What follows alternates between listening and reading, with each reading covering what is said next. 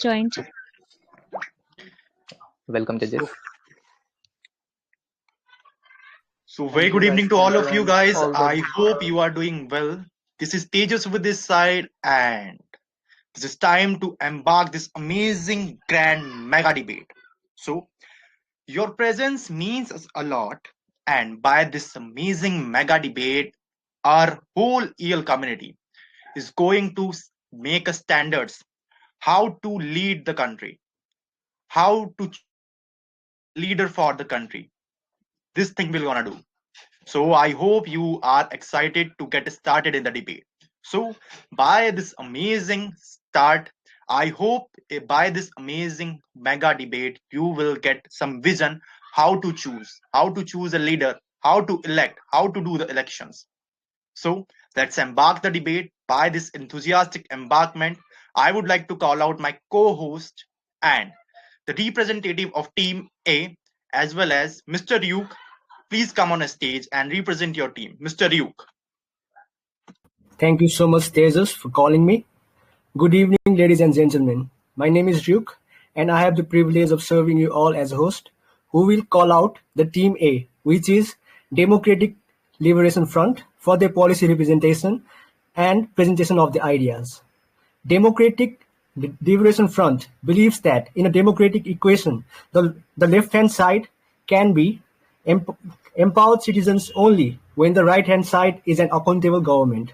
As a party, it follows the principles of transparency, truthfulness, equality, and social justice. I would like to wish Democratic Liberation Front all the best so as to bring out the best in themselves and policies which will serve to elevate our consciousness. Thank you. Saying this much, I would like to call out the fellow host, Radhe Radhe.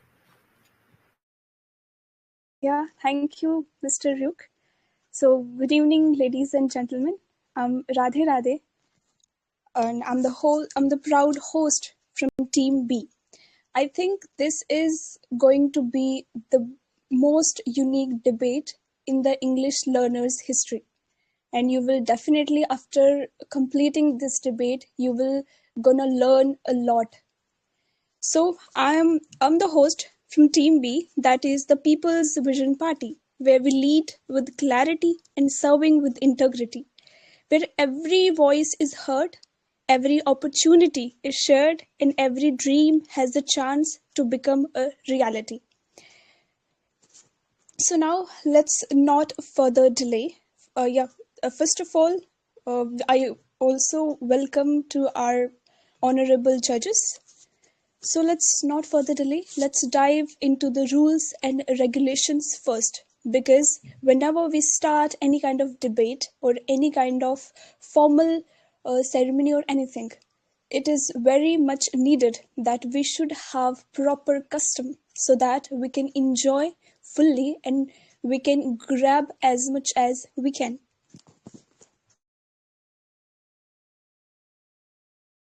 Okay, so I hope guys you got the start of this debate. So as my co-host Miss Radhe spoke before, let's start the debate. And before starting the debate, we should know about the format. So this whole debate has been segregated into the 5 rounds. So let's dive into the first rounds, names as vision presentation. In this round, Prime Minister from each team will come present their unique visions and frameworks for the country, and 3 minutes will be given to each Prime Minister of both teams, and same how 2 minutes will be given to spokesperson from both teams. And let's move towards the second round, Clash of Cabinet. In this round, direct face-off will be held between each departments. In the starting, 1.5 minutes will be allotted to each department to propose their agendas. After completion their ideas, 1 minute break will be there. And after completion of 1 minute break, the departments, whoever came before, they will face off till 4 minutes. And same will happen with all 5 departments. And after the completion of the all 5 departments, in the last, Prime Minister from both teams will come across to put their visions, points, and ideas till 10 minutes. whatever we will go, this thing we will happen in the round 2. And let's move towards the round 3, electoral showdown. In this round, two departments will be merged and 2 minutes will be allotted to each team to propose their vision, and after proposing their vision 1 minute will be allotted for the break, and after the break 10 minutes will be given to both departments whoever came before to have a face off, and same how we have a two pairs. And let's move towards the fourth round, final showdown. In this round, 2 minutes will be given to each prime minister to put their points on the table, and after putting their points on the table, 2 minutes break will be there. And after completion of the break, the prime minister from both teams will come across to have a face off. And that's how we will gonna do in the fourth round. And let's move towards the round 5, closing remarks. In this round, the spokespersons from both teams will get 2 minutes to speak their agendas, to complete their agendas, whatever their teams are having agendas. So that's how we are going to do debates. I hope guys you got the format, and I hope you are well excited to get into the debate. So let's embark the debate, and I would like to call out my co-host Mr. Duke. Guys, now let's also be familiar with the rules of the debate. Okay, first of all, Radhe Radhe. Diving into the rules and regulations. After listening to the all rounds, I'm very much excited. What about you, Ryuk? Yeah, I'm also very excited for it. Okay, so so the first rule for this debate is there will be no direct overlap. It means, Butterfly, do you want to say something? Okay. So the first rule would be there will be no direct overlaps. It means teams are encouraged to include unique ideas and approaches, even for shared concerns. That's very true. And apart from that, also don't forget to present the things respectfully. Maintain the decorum, no personal attacks, political bias, or religious references. Okay. So the rule third is fact-based arguments. If any participants from the both team presenting any ideas, that must be supported by examples, logic, or fact-based data. Also, guys, please be mindful of the time. There should be strict adherence to the time limits for each round. Okay, last but not the least, and this rule is specific about the audience. There will be no interruption. Please maintain a respectful atmosphere. Whatever you have to say, a chat box is open, so you can't unmute in between the debate. Yes, that's very true. Now I would like to call Tejas again for explaining the format of the first round. Thank you very much, Mr. Duke. And I hope, ladies and gentlemen, you got all the rules of the debate. So let's dive into the debate and let's start the round 1. Vision presentation. In this round, first of all, Prime Minister from each team will present their unique visions and framework for the country, what they are going to do for the country, and whatever they are having a plans. 3 minutes will be allotted to each prime minister from both teams, and 2 minutes will be allotted to spokespersons from each team. That's how we will gonna do round 1.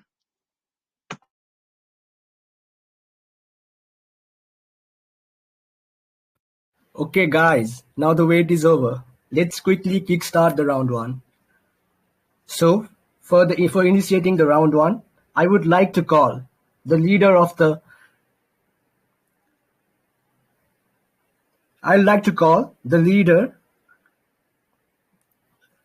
Democratic Liberation Front, the Lord himself.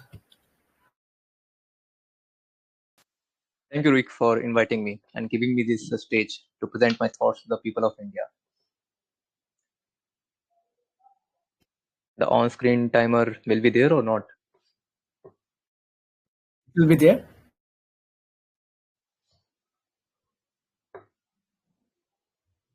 I don't see the timer.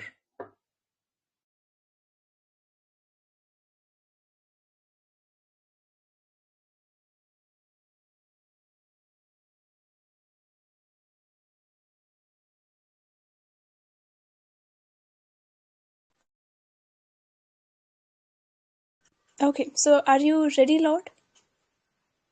Yeah, thank you so much for the timer. I'm ready. Okay, it's 3, 2, 1, and go. Venerated parliamentarians, trusted jury, and citizens of our great nation. Tonight I am here as the prime ministerial voice under my political party's banner. I hail from the party which has your liberation at its central ethos.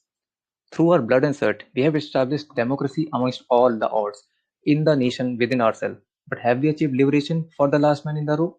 No, I don't think so. Do we have equal access to quality education for our children? No. Satisfactory health security for everyone? No. Breathable air for our elders? Or we even have ensured energy security for this nation without debilitating its natural heritage? The answer to all of these pressing questions is sadly a resounding no. My party claims tonight the responsibility to liberate ourselves from these cycles, and I stand strong with the support of my distinguished cabinet. Together with the ministers, I promise on behalf of Democratic Liberation Front to deliver on key policy issues from crucial sectors of education, infrastructure, healthcare, and environment, and law, order, and justice.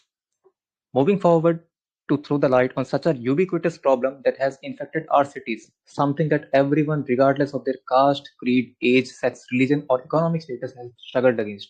Under my regime, the Ministry of Environment, along with Ministry of Infrastructure, will wage a war against this shackle of environmental degradation, primarily targeting quality of our air without hampering economic progress through meticulous planning with control on industrial pollution. Our education minister has identified the underlying issue responsible for ugly symptoms that surface as the degraded quality of our education system.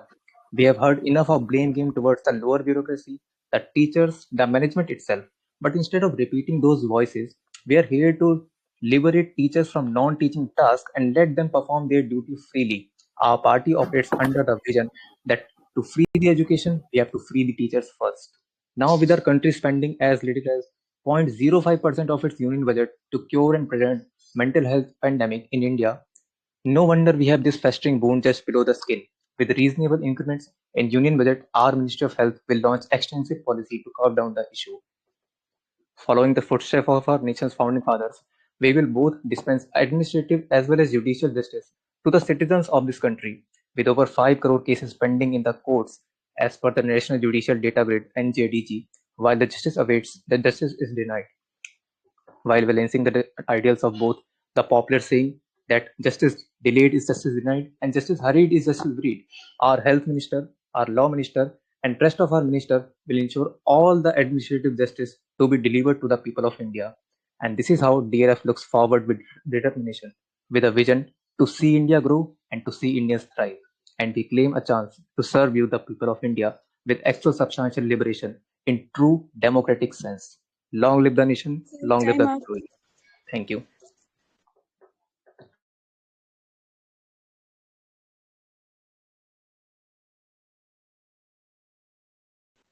Rook, are you there?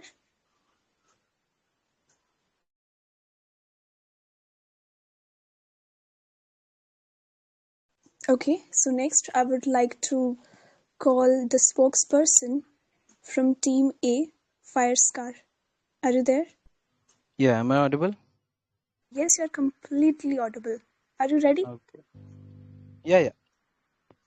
Okay, so it's 3, 2, 1, and go. Hello, esteemed listeners and my fellow countrymen. It's my honor to introduce the distinguished cabinet members of Democratic Liberation Front who are dedicated to driving our nation's progress and prosperity. First, we have Satya Prakash Mishra, heading the Department of Infrastructure and Industrial Development. With his visionary leadership, we aim to build robust infrastructure, and foster industrial growth, ensuring a thriving economy for all. Next, we have Ruchi, leading the Department of Education and Child Welfare. Her unwavering commitment to education and child welfare will pave the way for a brighter future for our children, empowering them with knowledge and opportunities. In the Department of Healthcare and Human Well-being, we have Shinigami. His expertise and dedication to healthcare will ensure that every citizen has access to quality medical services, promoting overall well-being and a healthier nation. For the Department of Environment, Forest, and Climate, we have Batman.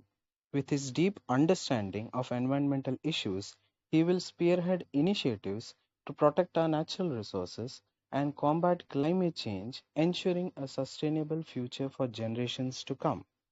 Lastly, we have me, Firescar, leading the Department of Law, Order and Justice. I will commit to uphold justice and maintain law and order to ensure a safe and just society for all citizens. Together, our cabinet ministers will work tirelessly to achieve our vision of a prosperous, just, and sustainable India. We welcome you to the party. Thank you.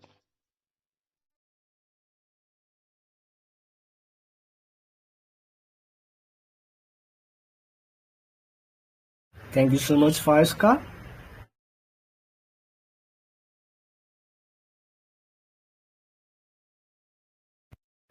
Thank you so much, Firescar. Now I would like to give the mic to Radhe Radhe. Okay, Ryuk. All right. Now let's bring more energy on the stage. I would like to call the People's Vision Party leader, Nikhil Vyas. Nikhil Vyas, are you there? Yeah, ma'am, I'm here.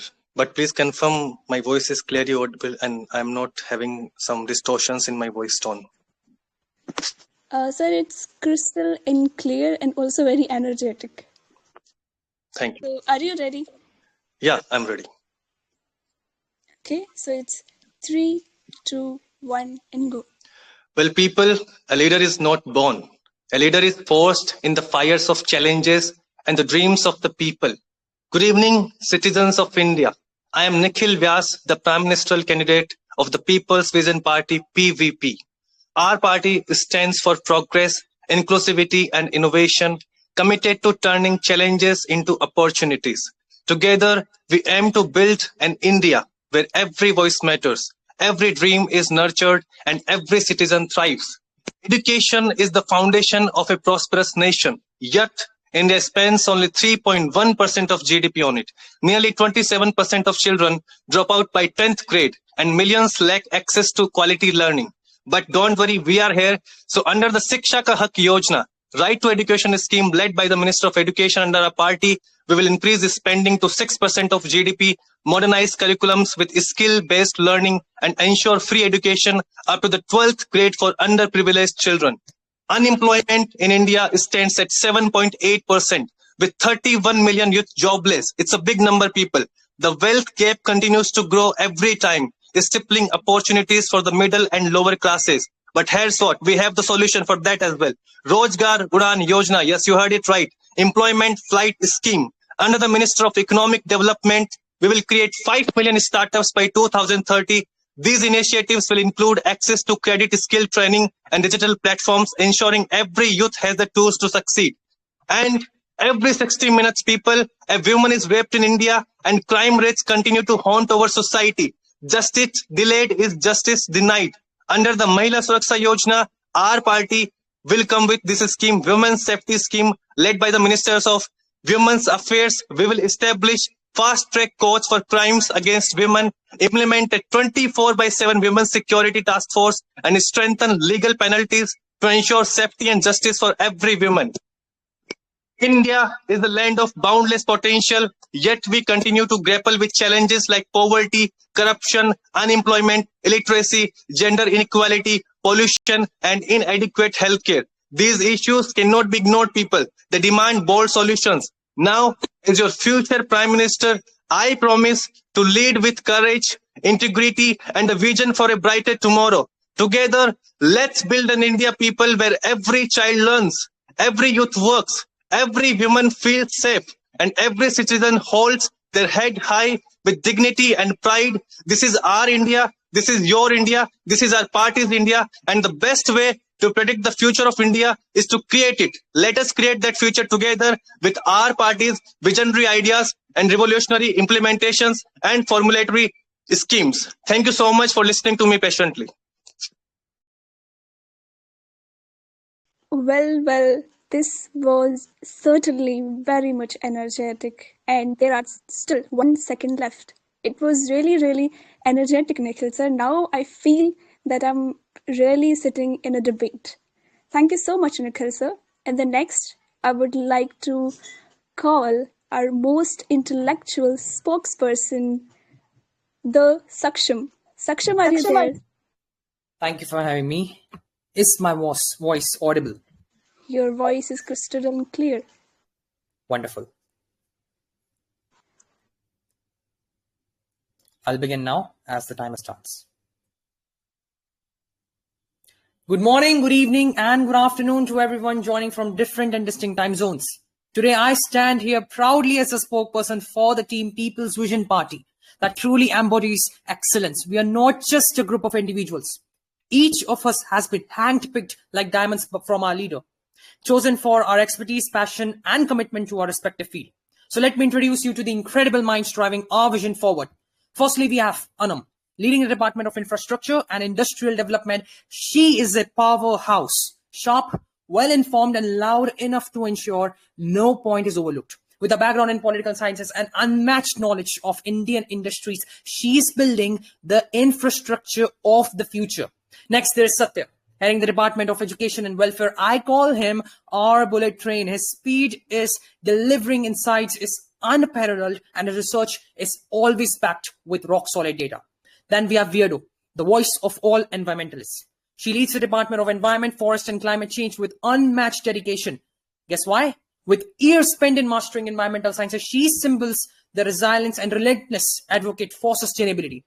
Our Department of Law and Order is held by none other than Mikasa, the leader who embodies precision and justice. With her background in defense and judicial service, she's not only a skilled debater, but the most suited candidate to bring efficiency and balance to the field and scale to justice. Now, lastly, I stand before you, the Saksham, representing the Department of Health and Human Wellbeing. With 3 successive research papers and expertise in medical AI research and development, I bring innovation technology to the forefront of medical healthcare in India. Together, we are handpicked diamonds, each shining in our own expertise. Our diversity of the combined vision makes us a team that is ready to tackle any challenge and bring mindful solution to the table. Thank you, everyone. Let's get started. Okay, that was pretty great. Now, Yeah, ladies indeed. and gentlemen, Indeed, it was very great. That was such a fiery start. Okay, I felt very good. So this was the People's Vision Party. Yes, the atmosphere is up.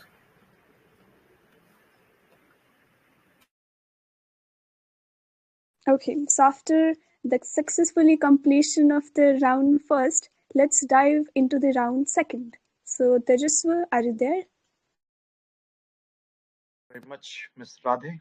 And guys, I hope you are getting something by round 1.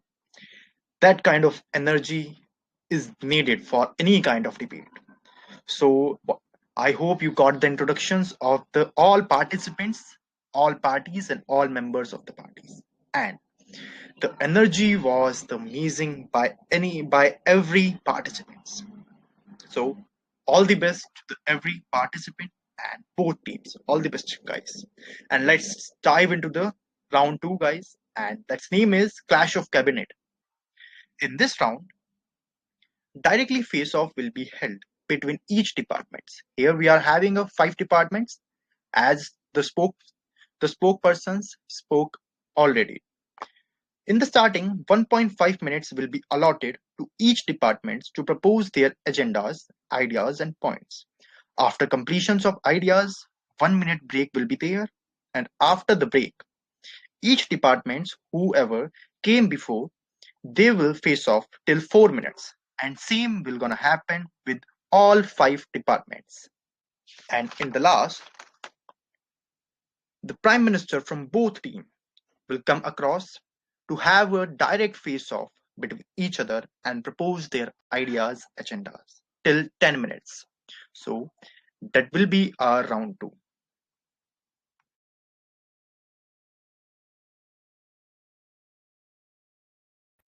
Okay, guys. To begin with, we have Department of Environment, Forest and Climate. For the policy representation from the Democratic Liberation Front, we are having someone with a strong sense of protecting nature and preserving the world around us. Batman. Yeah, I'm here. Am I audible? Okay. Yes, Batman, you are completely audible. Okay. So from Team B, Department of Environment, Forest and Climate Minister, Miss Werido. Werido, are you there? Yes, I'm here. Okay, before starting this round, let's get to know what the question is. Okay. So, ladies and gentlemen, in this era, India's air quality remains a severe concern, with 35 of the world's 50 most polluted cities in India. Air pollution causes over 1.7 million deaths annually in the country. So the question is that how will your department implement sustainable solution to reduce pollution in urban areas without hindering economic growth?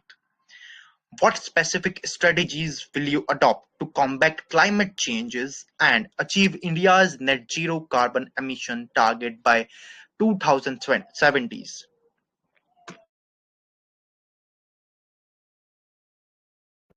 Okay, Batman, are you ready? Yeah, I'm ready. Yeah. Okay, I'll start the timer. Let's go.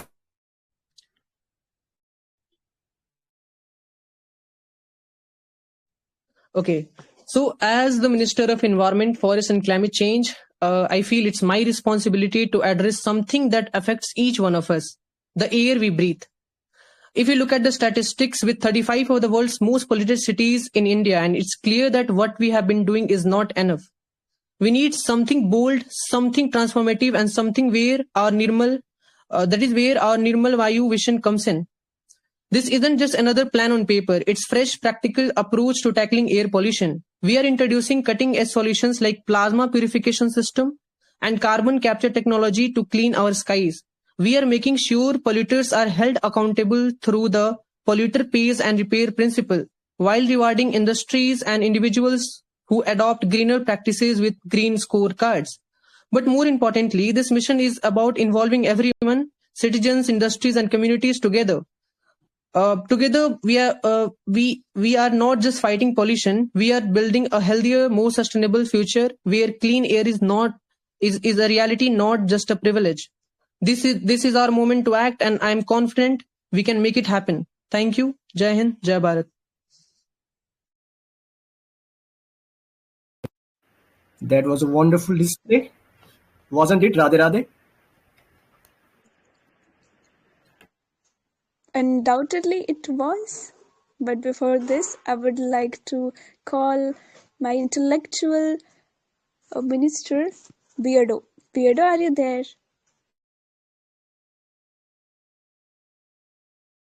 Yes, I am. Sorry, I was just speaking on mute. Okay, no worries. So are you ready? Yes, I am.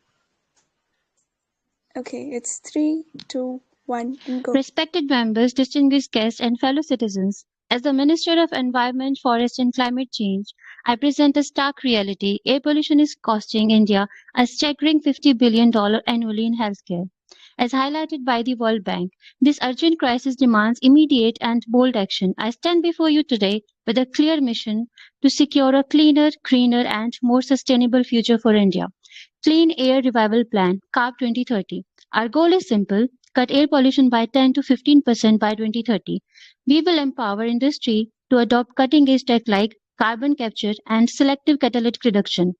making these solutions easier to implement with financial support to make them affordable. When it comes to green transport, we are aiming for 20% electric vehicles on the roads by 2030. We'll also build a nationwide EV charging network and make EVs more affordable and accessible for all. And to tackle crop burning, we will support our farmers with sustainable farming tools. To reach net zero by 2070, we will implement a green infrastructure tax on high emission industries and shift 30 to 35% of energy to renewables by 2030. And also, we will plant 500 million trees and support farmers with sustainable practices through financial aid. Together, we will create green jobs, empower communities, and build a cleaner, greener India for the future. Let's act now for a brighter tomorrow. Thank you all. Okay, this was a wonderful answer and solution too. So now before that, let's go with the rebuttal part. So there will be 4-minute rebuttal and we will be enlightened by the solutions that you will come up. Okay, timer please.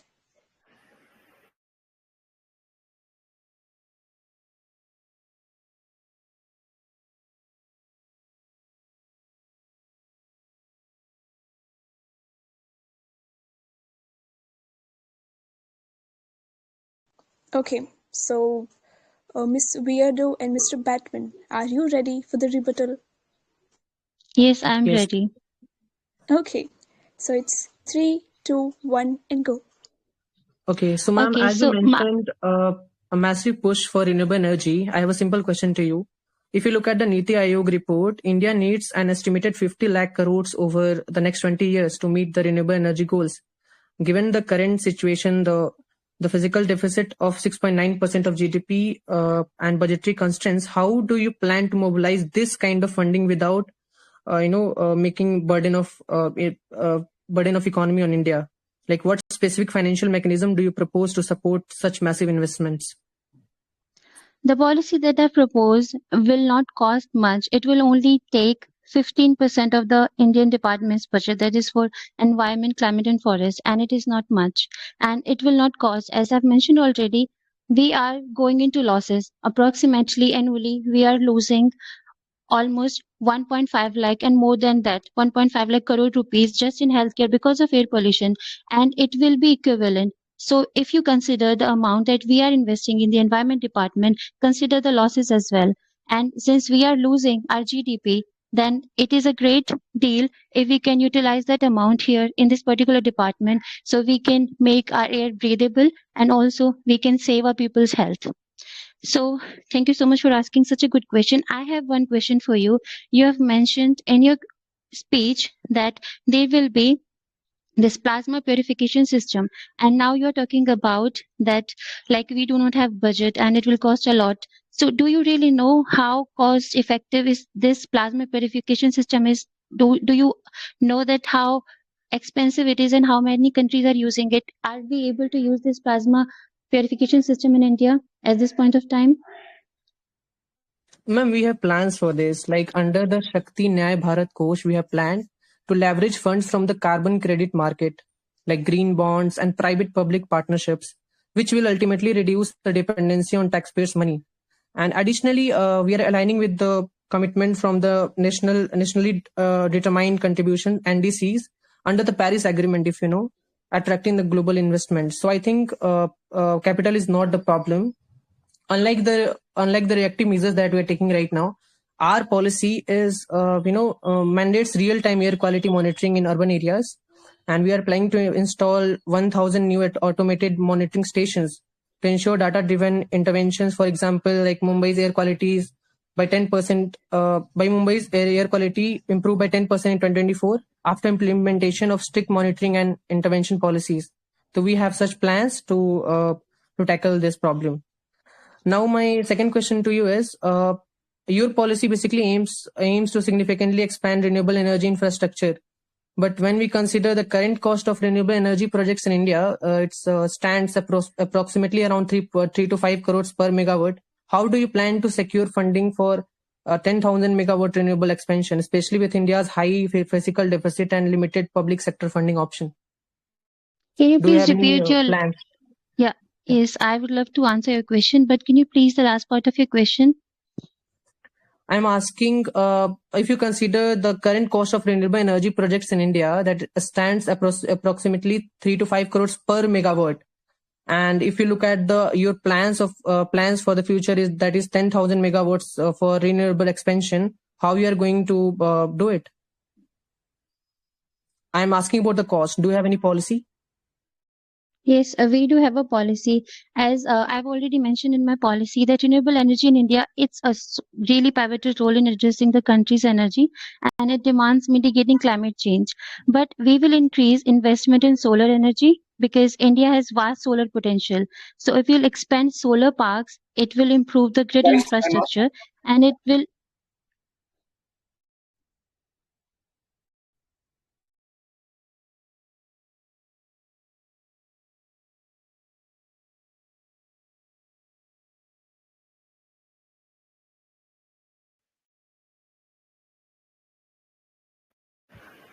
Radhe Radhe. Wasn't it a wonderful rebuttal between the both of our team's representatives? Undoubtedly, it was, and we also got to know a lot of schemes that our leaders and our parties are going to come up with.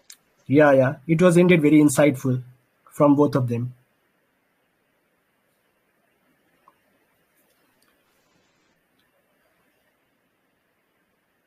Okay, ladies and gentlemen, for the Department of Healthcare and Human Well-being, from the Democratic Liberation Front, we have an insightful thinker, expert on health and well-being, Shinigami.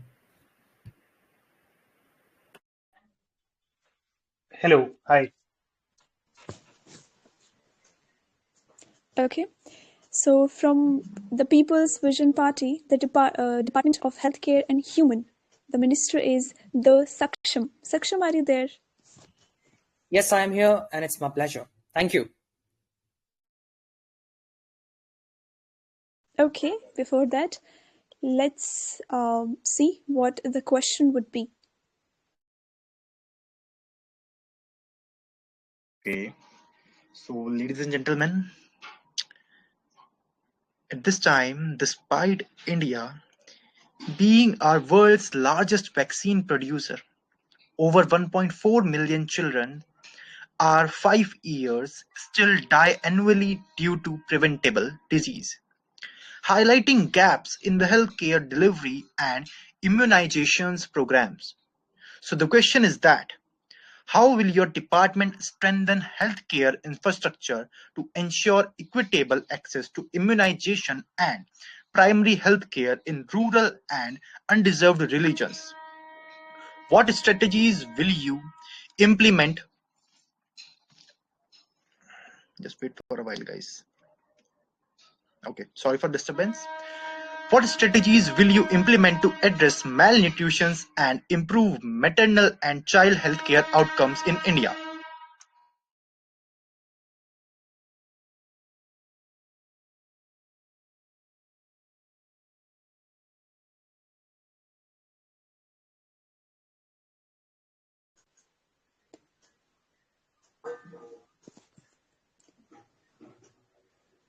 Okay, so from Team A, Shinigami, are you there for the answer? Yes, I'm here. Okay, so it's 3, 2, 1, and go. Good evening, everyone. I, the Health Minister, will now present the policy. Our first order of business is the integration of mental health with primary healthcare based on Ethiopia's mental health program. We'll be launching Mano Chaitanya program, which trains Anganwadi workers to offer basic mental health support via house visits. Community-based care will be done through Man Mitras, which are fully equipped vehicles with mental health professionals to provide diagnosis, counseling, and medical support in rural areas. Yoga and laughter sessions will also be incorporated. For human resource development, we will establish more specialized institutions in collaboration with AIMS in all Tier 1 cities of India. We'll develop online and distance learning program with platforms like NPTEL to create online diploma and certification. Certification will be done by Coursera.com to ensure transparency and accountability. For awareness and advocacy, we'll be launching mental health booths at Kumbh Melas and other religious gatherings. We'll amend the Companies Act 2013 for dedicated mental health days and mandatory on-site counseling to all companies. Local folk artists will be incorporated to introduce mental health messages into their programs and performances. Funding and resource allocation will be done through raising the budget to 0.4% of the GDP to mental health. We will add mental health under CSR initiatives. With our program, we strive to create a mentally fit India. Thank you.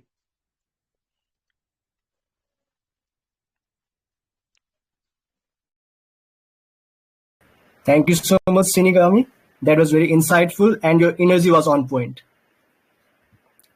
Over to you, Radhe Radhe. It was pretty well, but let's listen to the Saksham. Saksham, are you there? Yes, I am. Thank you so much. Okay, so it's 3, 2, 1, and go. So good evening, everyone. This is once again Saksham, the spokesperson and the lead and the head of the Department of Health and Human Wellbeing. Yes, India only spends 0.05% of its total healthcare budget on mental health. And we have one doctor over 1,600 patients, which is compared way less to WHO's recommendation, that is 800. And do we recommend this since history? Yes, in 2017, we already implemented Mental Health Care Act, but we never implemented it. But are we just going to talk about the problems? No, ladies and gentlemen, we here at People's Vision Party are going to launch for the first time Mission Samarthya, the mental health for all. According to this scheme, we launched Mission Samarthya aiming to increase the mental health budget by 1% of GDP and provide free mental health consultation via telemedicine service. Remember this term, telemedicine service. Apart from that, we will outreach to minorities. We keep the balance between every single person. According to minorities and differently abled individuals, we will provide them with the optimal amount of mental health discussion and the dedicated helplines for them. But telecommunication service, how we are going to implement that? So ladies and gentlemen, please allow me to introduce Rashtriya Mansik Swasthya AI Initiative. India joins the AI race in medical healthcare. Being the sixth nation joining in, we have more than 20,000 certified psychologists and psychiatrists joining in a machine learning model, which will not only prevent, which will not only symptomize, but also give the solution to diseases like depression, anxiety, PTSD. Thank you so much. Okay, this was really, really insightful. So what do you think, Ryuk? People's Vision Party are coming up with so many schemes and they are working on the ground. What about your team? Yeah. Indeed, yeah. But my team is coming up with even more schemes, Like you are like so many schemes from my team. Didn't you, Radhe Radhe? Well, I can count of my team. There will be Samarthya scheme and many more schemes which are directly helping to the common people. Yeah, that can be the case. But even for my teams, bundle of schemes are coming. So you just wait and see. Okay, well, let's see. Okay, guys. Now let's go about the rebuttal round. I'll set the timer.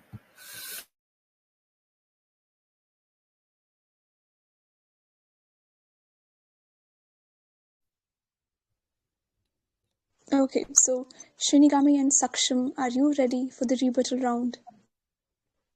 Yes, I am. Yes, we are. Okay, so it's 3, 2, 1, and go.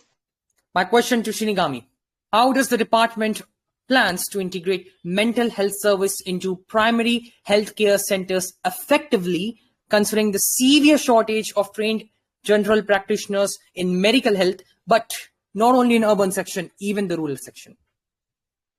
So the first order of business is that we are having a multi-pronged approach in which what we are trying to do is first, we are creating supply by increasing the institutions in all the tier 1 cities and offering online diploma courses, as I've talked about in the policy.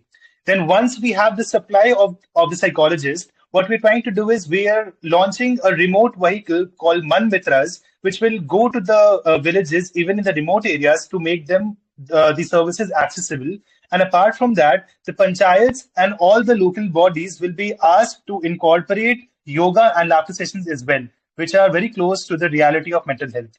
Now, my question to you is something completely different. My question to you is based on AI because your policy targeted AI. The concern with AI has always been biases and hallucinations. So, provided the intricate nature of mental health and its closeness with vulnerable sections, how can you ensure that biasness and hallucination is reduced? Wonderful. I think the sources are not pretty well refined. I come from the field of medical AI, artificial intelligence, and I would love to throw some light. With inclusion of ethical AI now in chatbots such as ChatGPT, Gemini AI, etc., even Norman LMPs and NNMs, we are surely closing the boundary where AI will not only understand the emotions, but it will also give you the precision of the accuracy. I'll repeat what I said. 1 million people trained data over our AI. That is across all the regions, urban section, rural section, upper limit. There is nothing that we are going to cover. 1 million people data sets. When you're going to talk to the AI, it will give you the very precise solution. Our accuracy has predicted approximately 75 to 95% precision in providing symptoms and preventions. So again, our AI is accountable to provide the very right solution to the problem. And apart from that, I have a question for you. Shinigami, you said you're going to provide programs, diplomas, online courses, etc. I just scored out my data. There are almost 3,000 online portals for that. Coursera, edX, W3 schools are just names. What's something new that you're doing? And they're free, of course. What is new in that? So, as I've already mentioned, the new thing is that we're incorporating AIMS and National Institute of Medical Sciences into our policies this time. And in all the tier 1, tier 2, and tier 3 cities, we will be launching physical courses as well. That is also in supplement with the government employment schemes, which are going to provide reservation for psychologists in all the services. So, this is not just walking the talk. It's actually doing something more. And apart from all of that, to supplement it all, we are actually partnering with Coursera, which is actually an international firm, to ensure that our accountability and transparency is maintained to the letter and the spirit. Now, my question to you is about telemedicines. You talk about telemedicines, but how can you ensure that digital divide is overcome?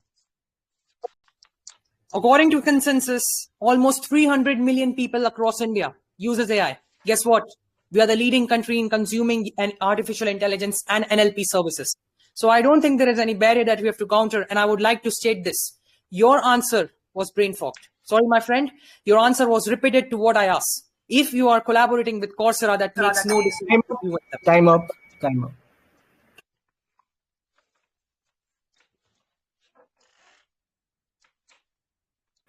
Wow, guys, that was such an entertaining display and very insightful as well, isn't it, Radhe Radhe? Indeed, it was. Now I can say the Saksham. He offered a compelling perspective that I believe that he deserves really recognition. And just suppose if we have the health minister like Saksham, okay, so I must say undoubtedly our country is going to improve a lot. The improvisation in the healthcare sector that we will see, that will be incredible. Yes, indeed. But if we have Shinigami, our country will go to number 1 because like Shinigami has a lot of potential in him. I saw that, right, Radhe Radhe? Yeah, I can see that. Okay, so let's dive into the third pair. So the third pair will be who is going next, Ruk? Okay. For the Department of Infrastructure and Industrial Development from Democratic Liberation Front, we have an infrastructure analyst, Satya Prakash Mishra. Are you there, bro? Yeah, I'm here. Am I audible? I want for Yes, spectrum. you are perfectly audible. Radhe Radhe, over to you. Yes. So from my team, the Department of Infrastructure and Industrial Development, the minister is going to come. She is way more intelligent, and you will see the intelligence now. Miss Anam, are you there? Yes, present. Radhe Radhe. I'm here. Okay, happy to see. Okay, so Satya Prakash Mishra. Yeah. I hope you're ready.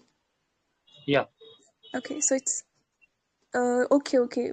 Wait, before the timing, let's know about the question.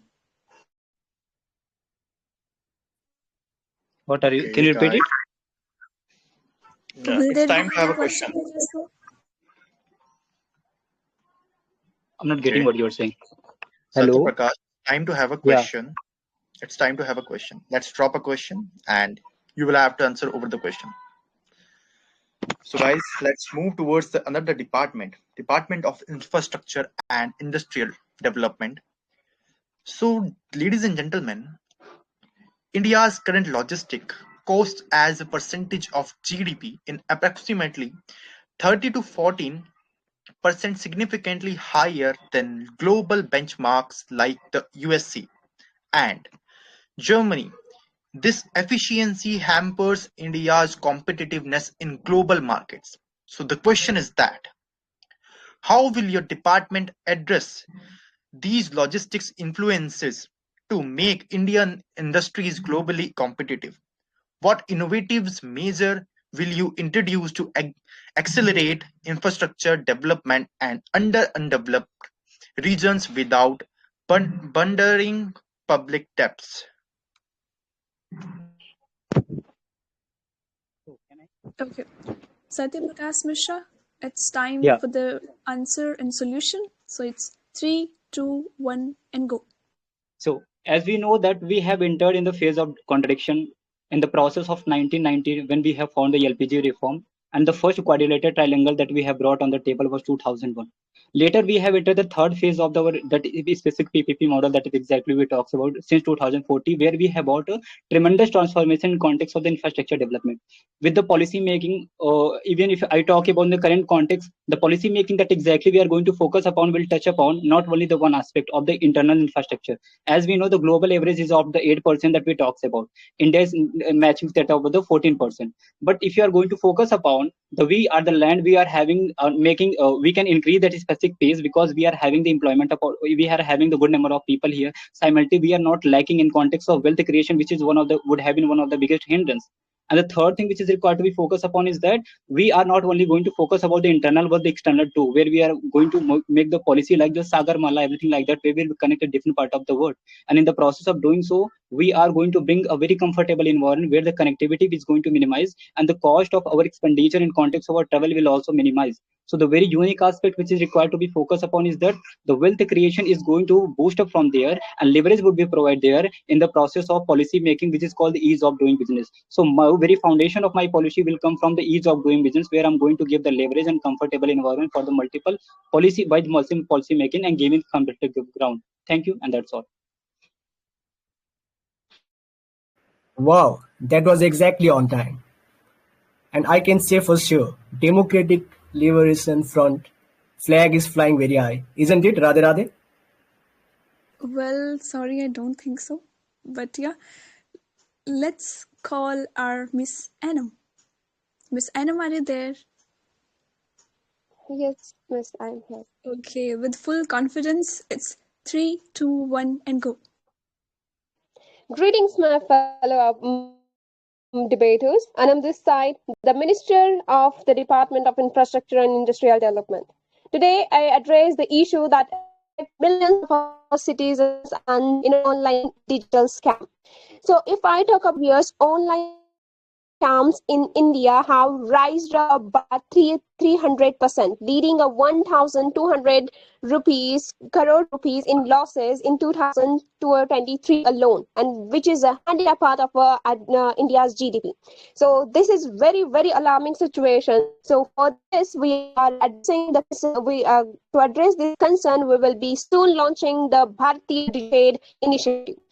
So what is it all about? This initiative will focus on strengthening our digital security and protecting consumers from the online fraud. As part of the Cyber Safe Bharat initiative, we will be implementing mandatory cybersecurity for all the digital platforms and financial institutions. We will be also set up the central task force, and we also launching the digital literacy campaign for the citizen in tier 2 and 3 cities to raise awareness on the digital safety. And additionally, we will be aimed amid the Digital Protection Act to introduce the strict penalties for the scam victim.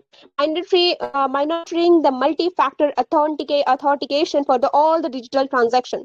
Plus, portal to help the victim scams and who are literally seeking for the justice. With all these initiatives and all these actions. Time Thank you. up, time up, time up, Anam. Okay, it was really wonderful. No beating around the bush, only on point, and also coming up with the facts and also whatever they are going to do on point thing. Okay, Yes, what do you yes, indeed. think? Yes, indeed. I think the same. But Radhe Radhe, have you ever seen as articulate speaker as Satya Prakash? Okay, well, we have all the participants more than that. Okay.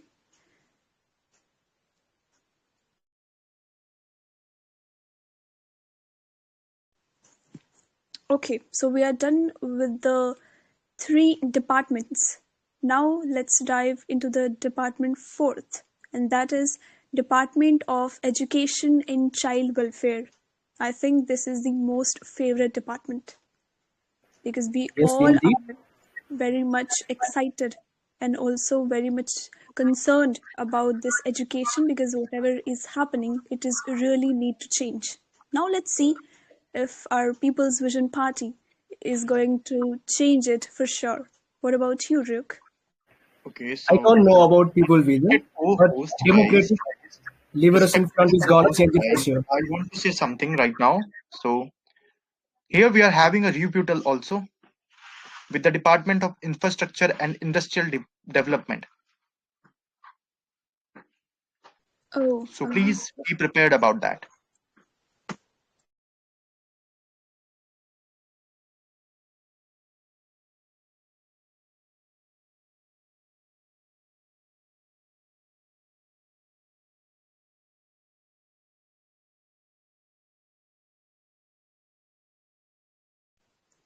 okay, maybe it was our bad. Okay, so now this is the rebuttal part. So, Anam and Satya Prakash, are you there? Yeah, I'm here, ma'am. All It's 3, 2, 1, and go.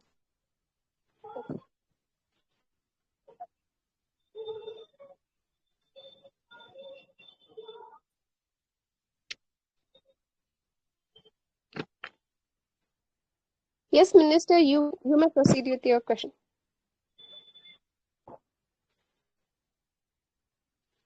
No, I want to restart. Sorry. I think you're going to tell. Yes, you You have to say 1, 2, 3. Later I will. Yeah, please. Sorry for this.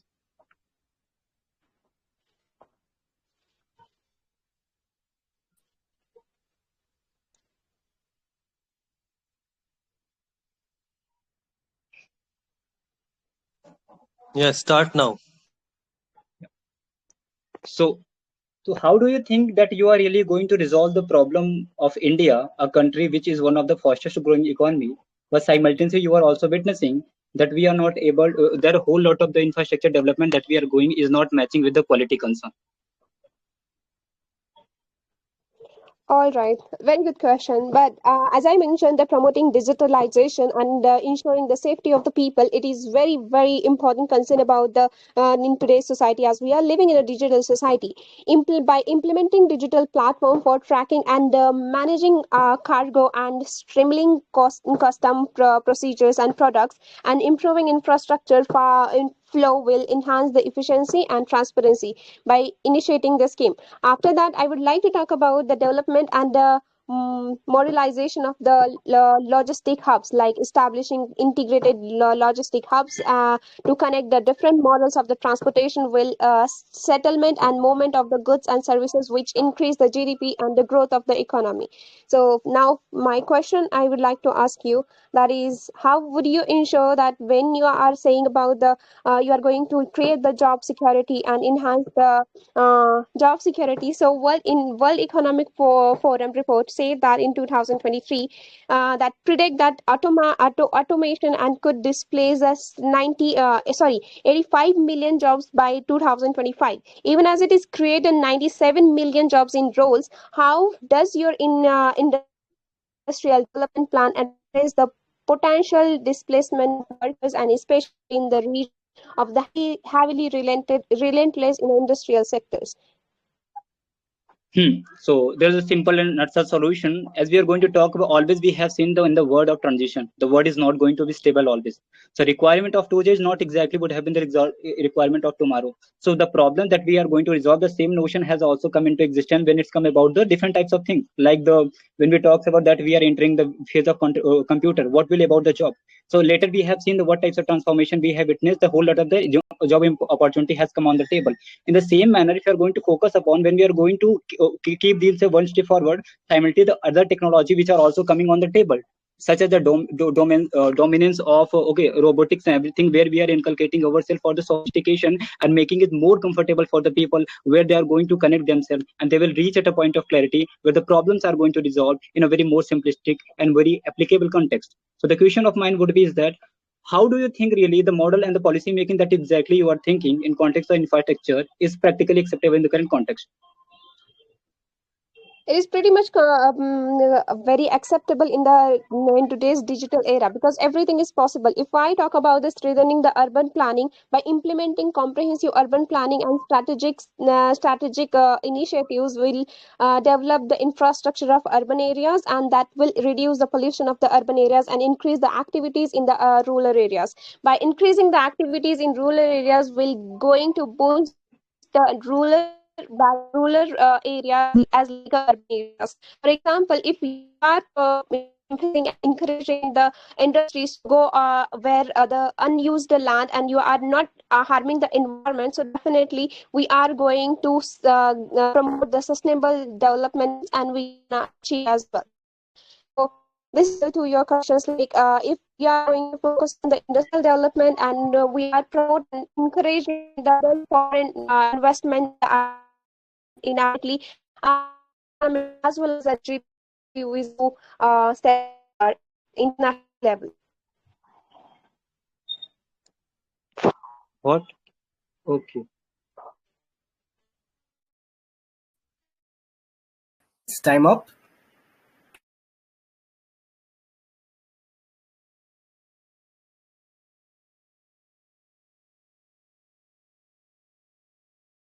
Okay, it was pretty well, though there was some certain network issue that was happening, but still it happened. That was good. So now, Yeah. Even after the network issues, our participants managed it exceedingly well. Right, Radhe? yeah,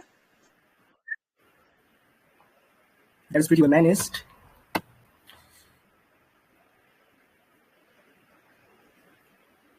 Okay, ladies and gentlemen, for the Department of Education and Child Welfare, from the Democratic Liberation Front, we have Ruchi.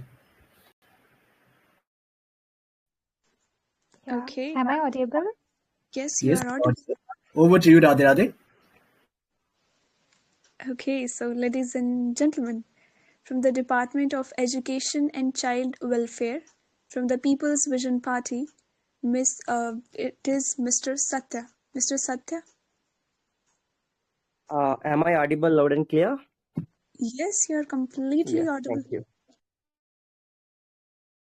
Okay, so Ruchi, it's three. No, before that, we have questions. No. Yeah.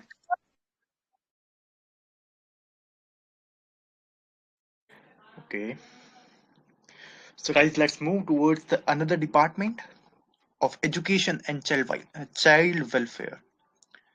So, ladies and gentlemen, at this scenario, India has over 25% of children aged 6 to 14 who dropped out of the schools, particularly in rural areas, citing lacks of access, quality, and financial constraints and primary reasons.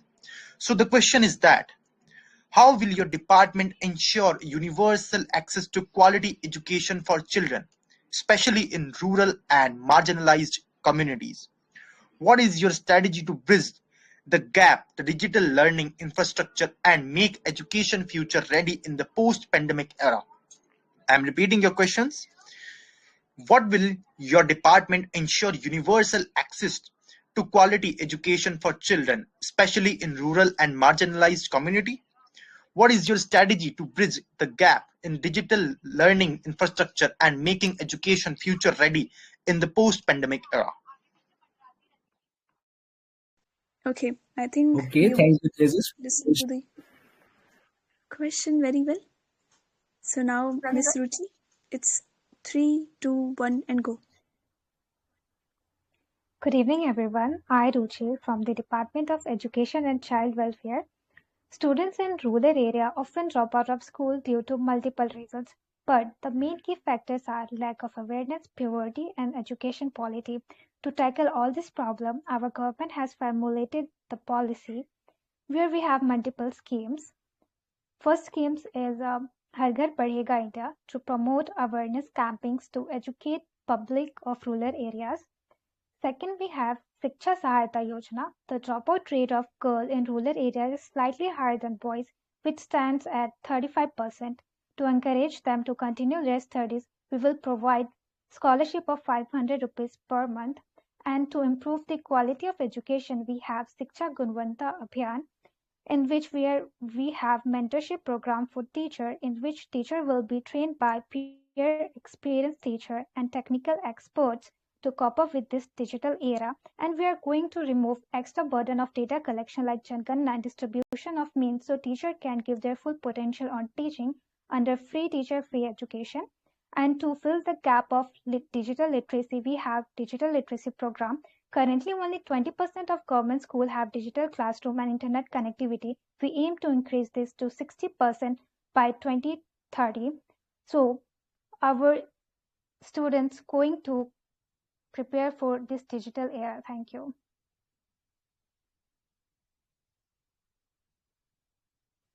Thank you so much, Ruchi. That was full of clarity and very clear. Isn't it, Radhe Radhe? Yeah, it was. But before that, let's go with the Satya. Satya, three, Yes, two, one, thank you. It's and my go. pleasure to be here.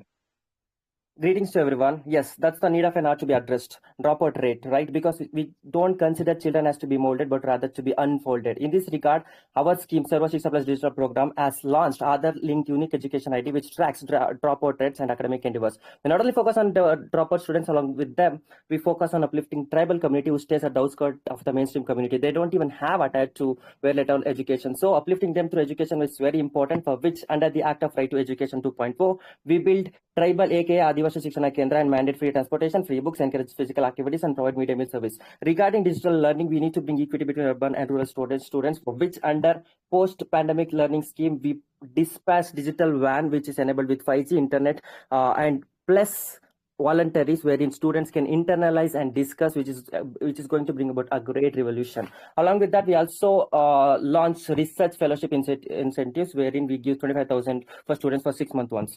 Today, on the occasion of Swami Vivekananda's birthday, I would like to reinforce his idea, which is we want to drive students with muscles of iron, nerves of steel, and intellects like thunderbolt, for which we are going to integrate fitness. The amalgamation of brain and muscle is going to drive students forward. They can rule their own world. So, and also we provide counseling and mental health awareness under the scheme Student Mano Shakti Yojana, and also enhancing Jnana scheme PVP. It's only a matter of time until we consolidate by coming to power, and it's going to bring unprecedented change. Thank you.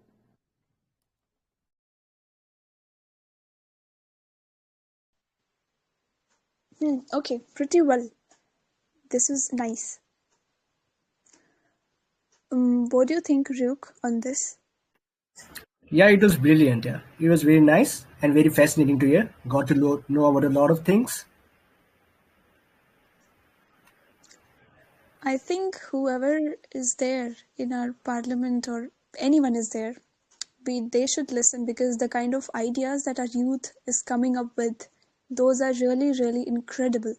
If we apply it, if they apply it on the ground level, literally our India can go beyond this. Okay, so let's not further delay. Let's go with the rebuttal round. So, are you both ready for this?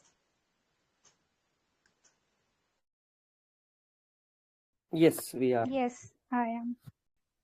Okay, so it's 3, 2, 1, and start.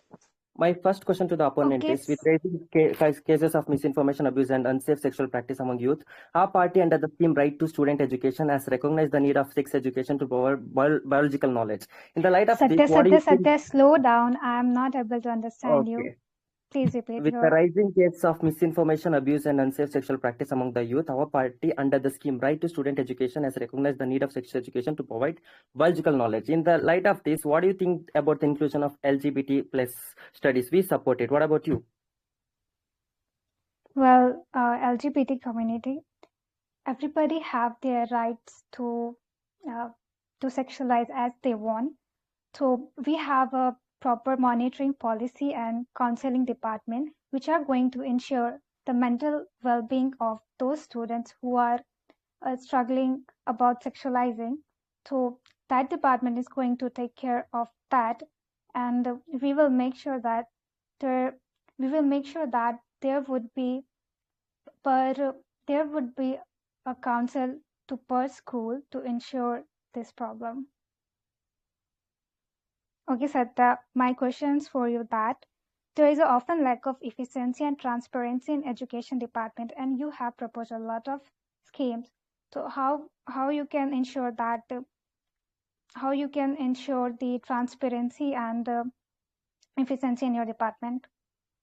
Yes, wonderful. First of all, the very fact that you passed on LGBTQ's discourse to other department is very sad, because we will integrate in discourse in academics. Coming to your question, yes, transparency is very required. In the democratic country, we need transparency to enhance student education, for which we provide voluntaries. We also collaborate with voluntaries to, like NGO, wherein they check for the accountability. And not only that, we provide research fellowship incentives. For example, we provide 25,000 for top best research in college level, not in national level, but in college level, of the subjects such as agriculture, technology, caste system, innovative ideas, climate mitigation, and whatnot. Isn't it a good revolution? It will increase innovation, participant, and also financial aid. So along with transparency, there will also be innovation plus participation. In the light of this, my question to you is, as of 2019 UN report, 75% of India's disabled students do not attend school in their entire life. This shows India lacks in providing rehabilitation for neurodivergent students.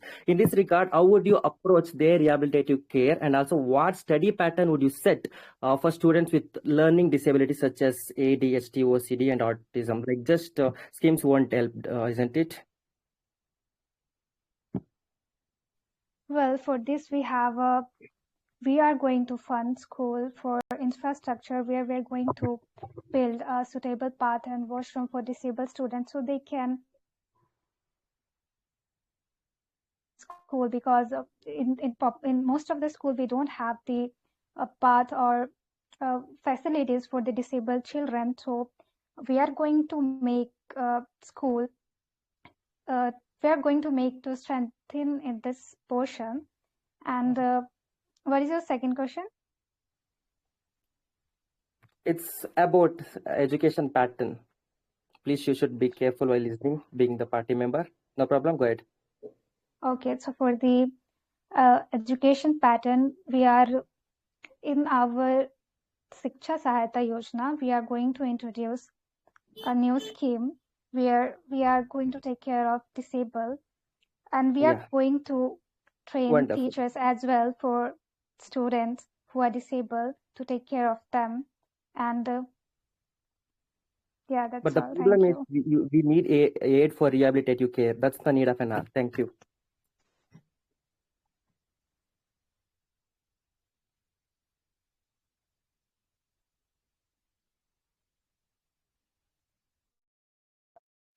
Okay, guys, that was wonderful from both of you.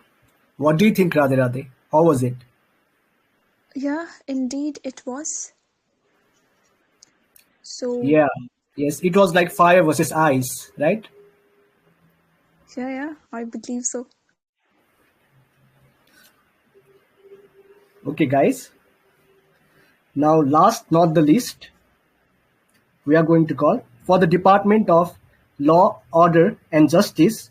We have from the Democratic Liberation Front a great visionary with apt for justice, Firescar. Firescar, are you there? Yeah, I'm here. Okay, over to you, Radhe Radhe. Okay. So from the People's Vision Party, Department of Law, Order and Justice, we have Miss Mikasa. Yes, I am here. Okay. So before going with the solution and answer, let's go with the question. Okay, so let's move towards the another department, guys. Department of Law, Order and Justice. Ladies and gentlemen, over 4 crore cases are pending in Indian courts, with many cases stretching for decades, undermining justice delivery. So we should work over that. Let's see what we are having and what both parties are having in this about this department.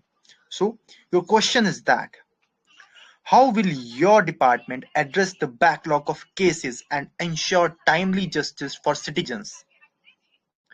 What steps will you take to modernize the judiciary and enhance law enforcement efficiency while maintaining citizens' rights? And I am repeating your questions. How will your department address the backlog of cases and ensure timely justice for citizens? What steps will you take to modernize the judiciary and enhance the enforcement efficiency while maintaining citizens' rights? So I hope you both are clear with the question. So Firescar, it's 3, 2, 1 and go. Good evening, everyone. I will start off with Dr. Ambedkar's words after he crafted our constitution. I regret the day that I was given this particular task of having to draft this particular document, because now I realize that a terrible piece of document can be used for the betterment of the people in the hands of good people, but a fantastic piece of legal document can be completely misused in the hands of miscreants. Our party's objective is to enhance Indian judicial system's efficiency through AI-driven insights and legislative improvements by creating a parallel experimental court system with a rotating bench of retired judges and advocates. Firstly, a panel of retired judges, legal practitioners, and academics will review historical cases and verdicts to identify patterns and areas for improvement.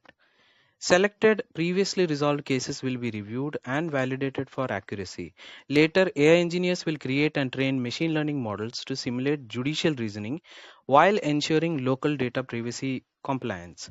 Formal recommendations for law amendments or procedural changes will be drafted based on positive findings in the AI results, that is supported by empirical data. Along with this governmental body will be open to accepting cases from the public against any judicial officer, judge, or IOs for distortion of justice, deliberate omitting of evidence and facts. Thank you.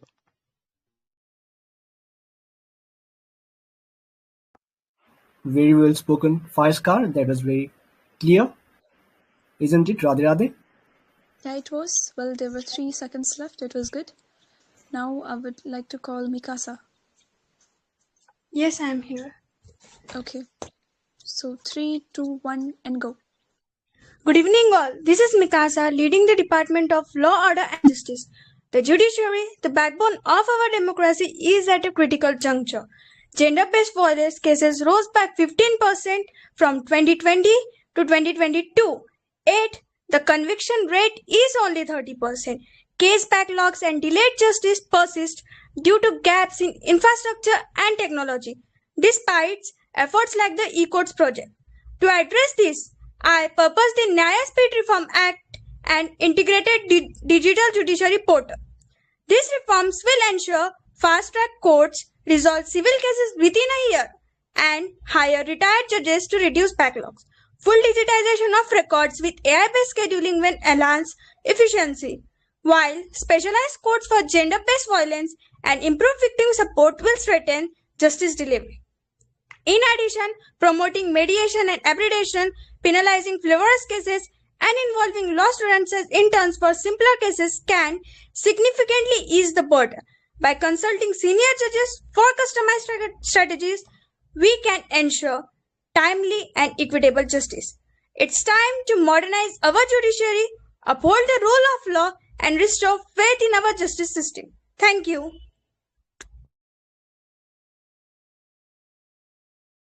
Okay, pretty well. It's going to be very much interesting now. What do you say, Ryuk? It's already so much interesting, and it's likely that it will get more. You are right, Radhe Radhe. Yeah, indeed it will. So now this is the final rebuttal round between the pairs, right? Yes, very excited for it. Yeah, me too. So let's set the timer.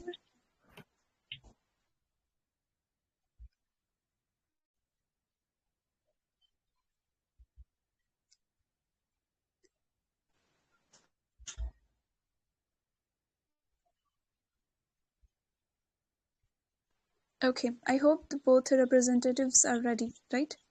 Yes. Yeah. Okay, so it's 3, 2, 1, and go.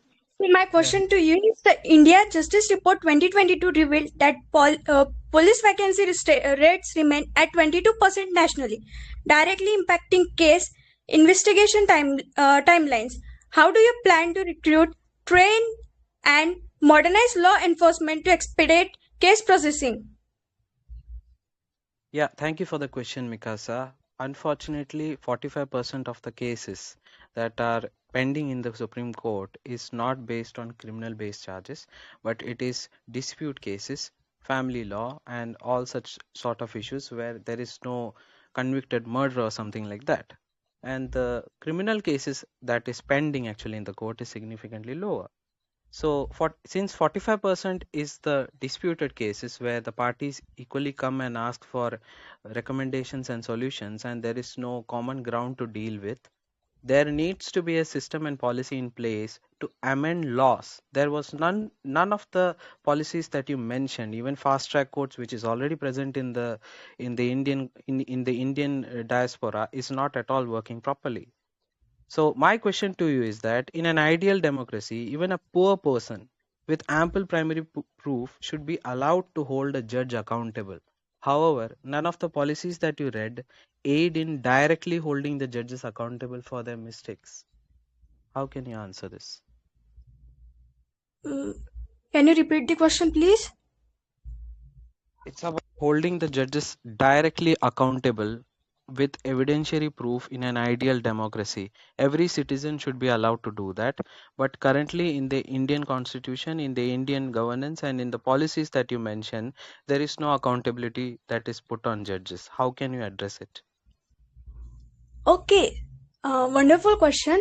So my answer to you is: you said that all the policies are already there, but we are going to enhance that policy. Like I stated that efficiency with the help of AI and retired judges. Like if we recruit retired judges, the experience they have, we will had it, and then the AI scheduling. AI will schedule the time and help the judges to solve the cases. It will reduce the backlogs also, and in addition, the judges and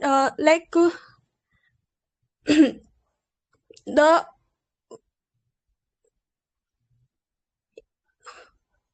am I audible now? Yeah, you're audible. Continue.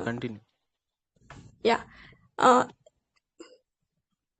In addition, both AI and the judges will combine, and efficiency, like retired judges brings experience, and they will work under clear timelines and performance evaluation to ensure they adapt to modern system. And then AI will be used for administrative tasks like scheduling, not decision making, and system will be monitored by independent bodies to ensure neutrality and fairness. This will help my scheme to enhance and uh, uh, decrease the backlog of cases. Yeah, ask me a question, Mikasa. Yes. Nearly 76% of Indians' prison population are under trial, some awaiting trial for years, violating fundamental rights. What immediate measures will you implement to ensure these citizens do not suffer due to systematic inefficiencies? Systematic inefficiency. Okay, time is up. Time up, guys.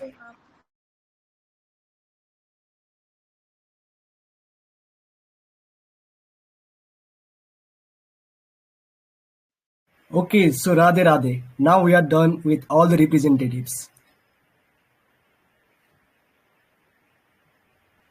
But now there is a climax. Yeah, the most Are interesting you part. excited for the further whatever is happening? Yes, very much. A very interesting part is coming up, guys. Now, this VC is going to get more heated. Isn't it, Radhe Radhe? It is because uh, both parties' leader are going to come, and we will have this fate to listen to them.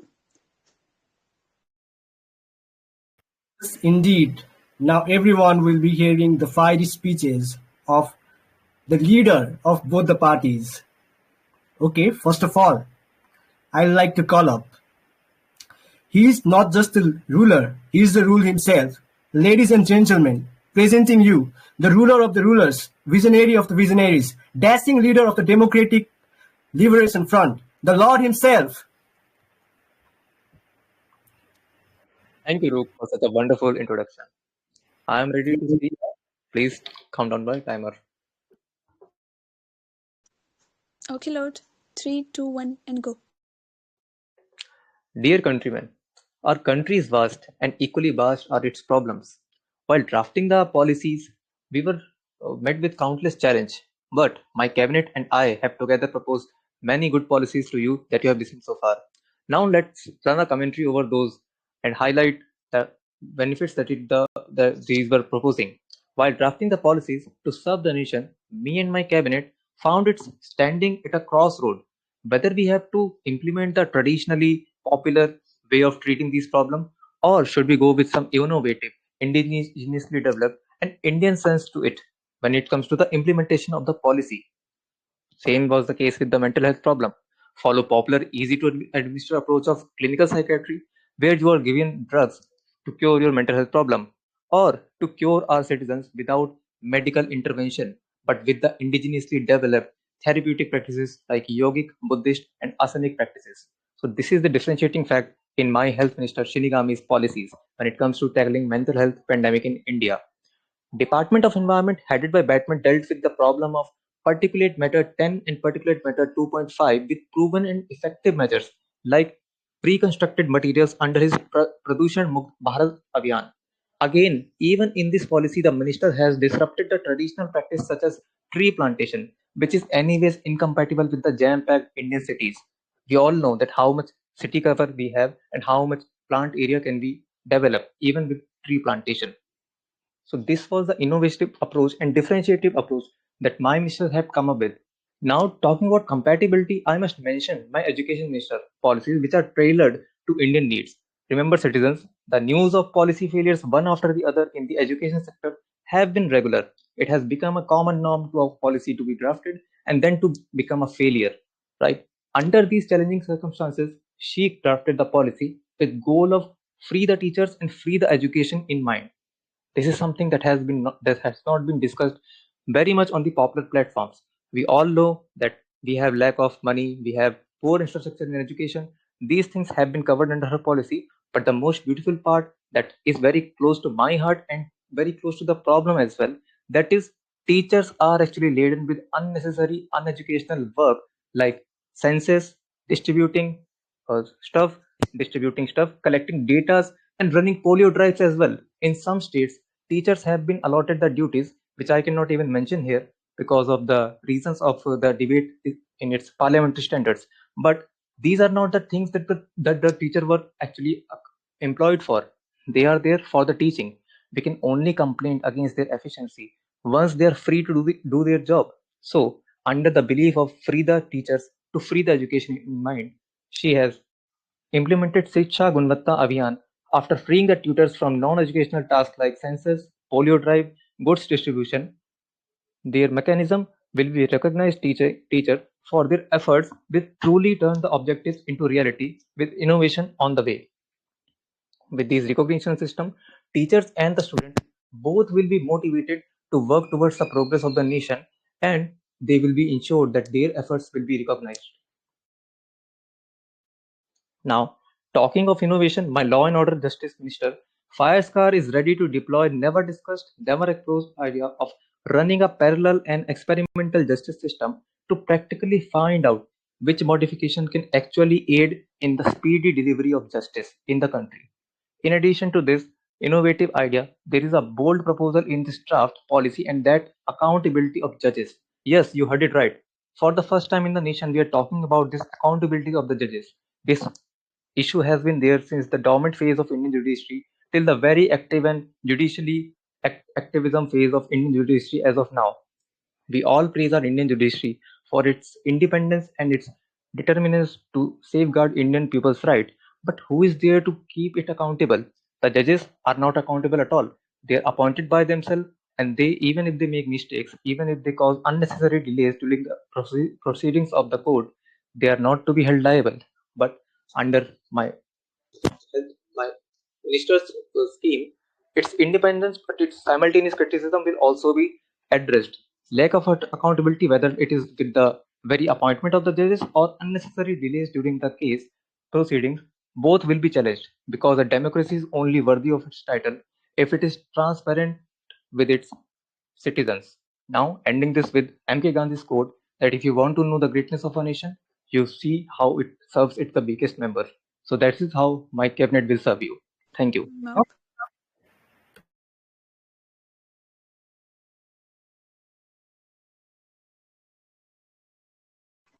So Ruk, guys, this was the leader of the Democratic Liberation Front. How was it, guys? How was it, Radhe Radhe? What do you think about? Well, it was good.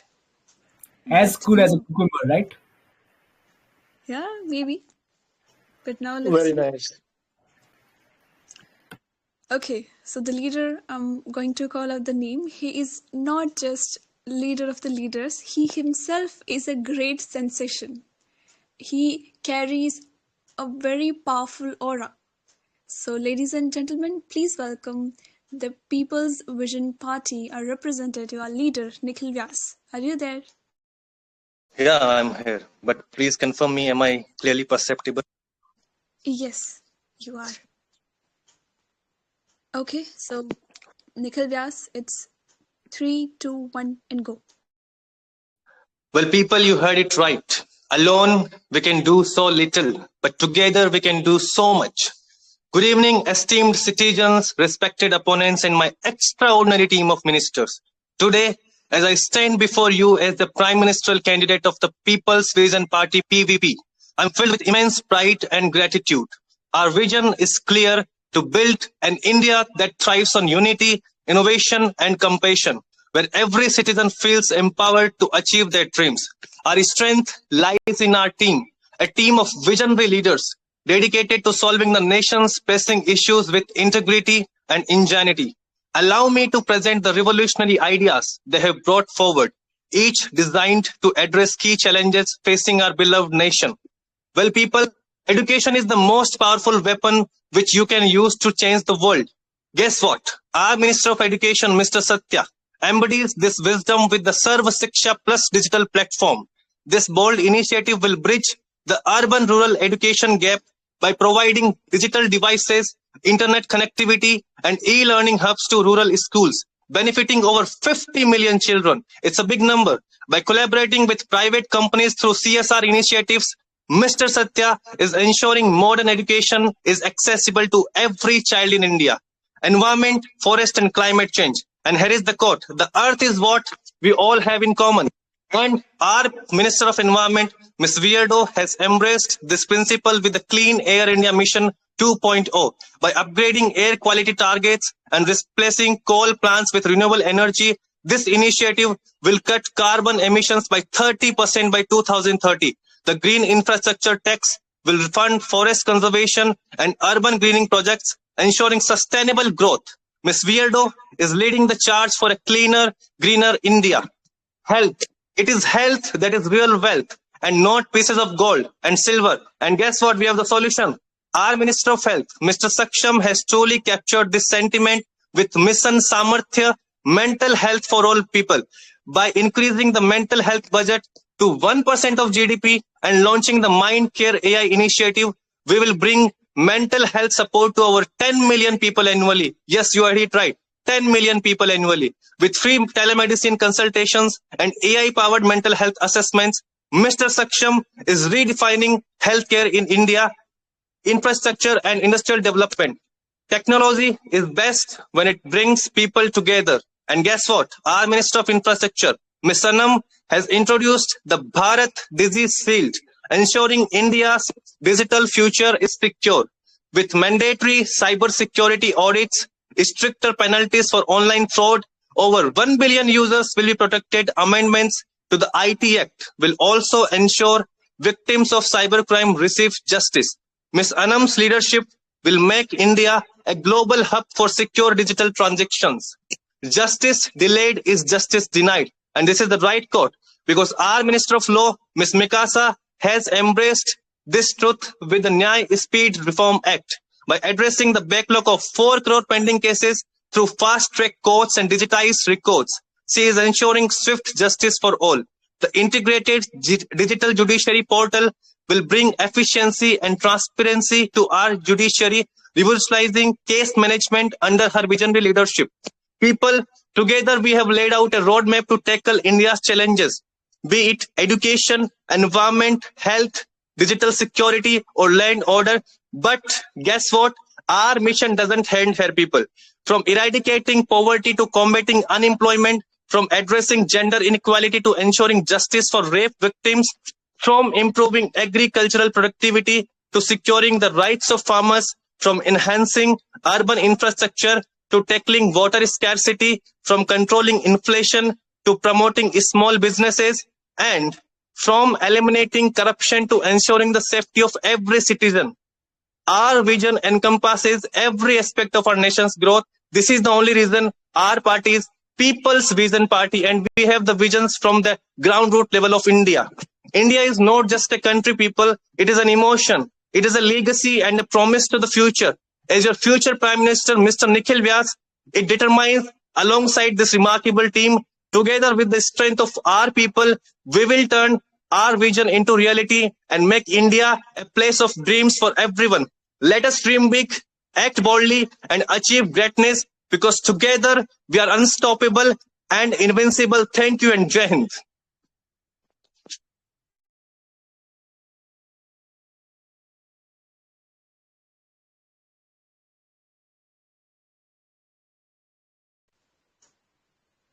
Oh my goodness, this was really, really energetic and also intellectual. Really, Nikhil, so you came up with very, very much needed and factful data and also the schemes that really we should implement. So now, ladies and gentlemen, this is the completion of round 2. But wait, there are also round 3 more left. I'm very much excited to see what is going to have on a plate on in round 3rd. Ryuk, what about you? Are you excited, and how did you feel after listening to the leader of People's Vision Party? I felt very nice. Like those were very nice policies. But also, we should not forget the leader of our party, the Lord. What do you say, Radhe Radhe? I'm sure we should not. Yeah, both are amazing, to be honest. Both were very much amazing. Okay, so now let's not further delay and get into the round 3rd. So let's see what is going to have in round 3. Tejaswa? Okay, thank you very much, Radhe. So, guy, ladies and gentlemen, I hope you got some clear vision by round two. That was very thrilled. Amazing job from all departments and all both teams. That's very nice. And let's dive into the round three, electoral showdown. In this round, we are merging two departments, and 2 minutes will be allotted to each departments to propose their visions, ideas, and points. And after proposing their ideas, 1 minute will be for break, and after the break, 10 minutes will be allotted for each department from both teams to have a face-off, independently debate, and same with the another pair also. I'm repeating, 2 minutes will be allotted to both departments from both teams, and 1 minute for break and 10 minutes for face off, and same with the another pair also. Let's get started.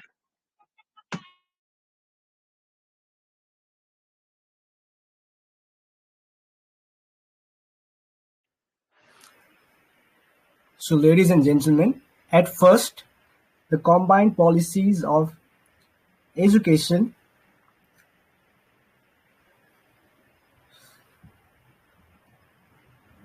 education and health department will come up. Now, our representatives from Democratic Liberation Party are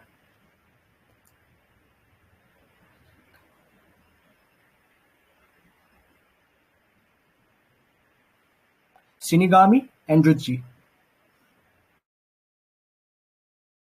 Okay. From our team, it's Werido and Anam. Okay, so Shinigami and Ruchi, are you ready? Yes, we are ready. Sorry to interrupt you guys, but is there any misunderstanding? Because the departments are not the same. Shinigami has a different department and Ruchi also. Please check it out and confirm Avoid it. my interruption. If it is education and health, that is Satya from education department and the Saksham from the Department of Health. Just a minor correction.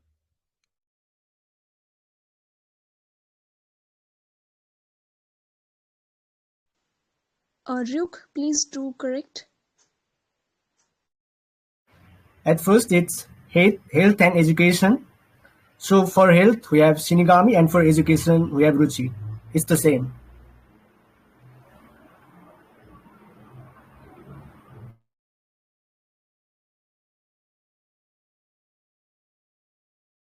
Yeah, from team it's me and Saksham.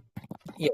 Avoid our interruption. From team B, it is Saksham from the Department of Health and Satya from the Department of Education. You may continue.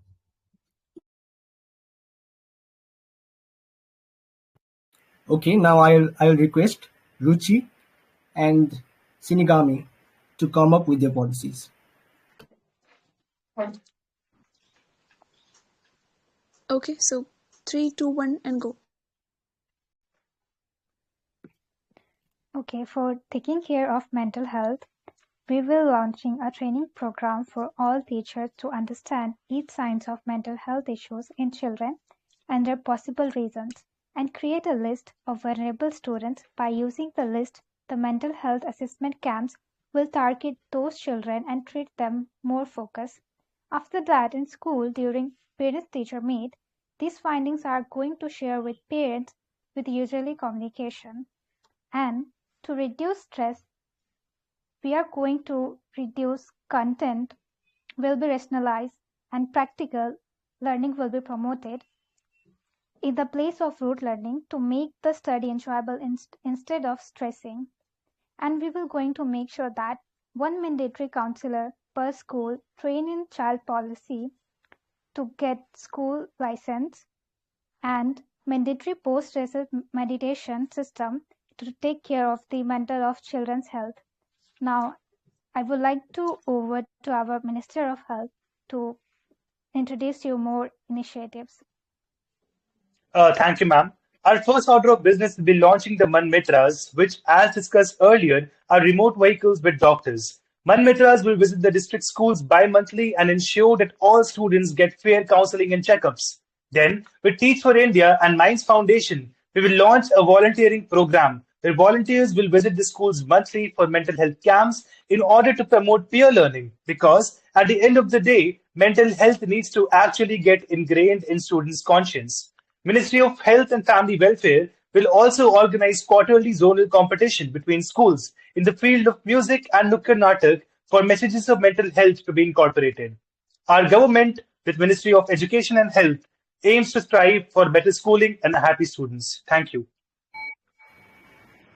Okay, guys, that was great. That was a very great combined policy, I have to say. What do you think, Radhe Radhe? Yeah, indeed, it was great. But also, let's go with the team B. So, Saksham and Sathya, are you ready? Yes, we are. Okay. Satya? Yes, Wonderful. 3, 2, 1, and go. Yes. So, ladies and gentlemen, this is Saksham once again from the Department of Health and Human Wellbeing. Yes, we are short of professionals, especially in the field of psychology and psychiatry, with 0.7 psychiatrists, jokes apart, for 100,000 people in India. Apart from that, we have done some mendations in the history as well. In 1982, we launched the National Mental Health Program, but again, we lost the pace with it. Yes, in continuation to it, National Mental Health Program has also recognized the importance of counseling schools but lacked execution, which we are going to do. And 80% of students in higher education experience stress due to academic pressure, but there is no solution to it. How about tackling solution? We have under Community Mental Health Empowerment Program, which we have launched, which established a network to accessible and community-driven mental health service focusing on early intervention, not only the treatment, but also the prevention in both urban and rural section to balance it. As well as the Department of Health will provide basic mental health clinics in primary healthcare centers, where we'll be upgrading and training the professionals to address mild to severe healthcare conditions, also deploying more than 5,000 medical healthcare professionals to underdeserved region. Apart from that, we'll also have medical health volunteer networks combining ASHA workers, teachers, and community leaders. Apart from that, yes, parents, to create a peer-to-peer support between students and family to discuss this non-judgmental environment. Moreover, we'll also integrate it in school-based health clinics. We partner with schools to establish health clinics to offer free health checkups, including eye problems. Imagine how many students would benefit if free spectacles are given for their eye problems. Not only that, we also collaborate with NGO and create campaign to prevent suicide. Not only that, we provide rehabilitation for physical and mental trauma students who are facing. So that way, we'll drive them together and create the betterment of society. Isn't it, Saksham? Yes, it does. Here is how the Department of Health and the Department of Education collaboratively solve the issues.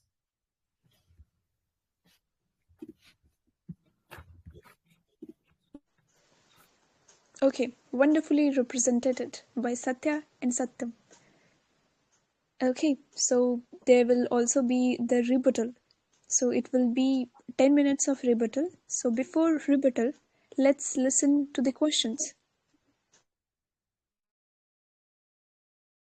Okay, so I hope guys, are you getting some clearance by this collaborations?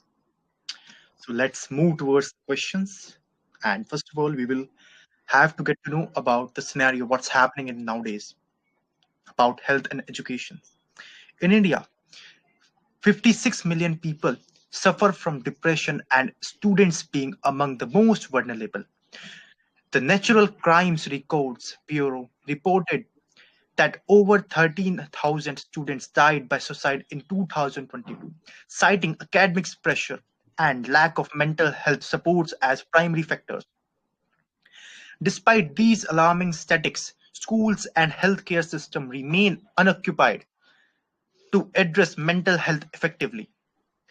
And the question for the health department: what steps will your department take to ensure accessible and affordable mental health resources for students across urban and rural areas?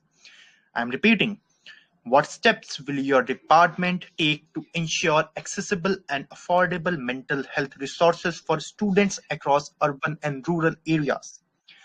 The question for education departments: how will your department incorporate mental health awareness and counseling into the education system to reduce students' stress and improve their overall well-being?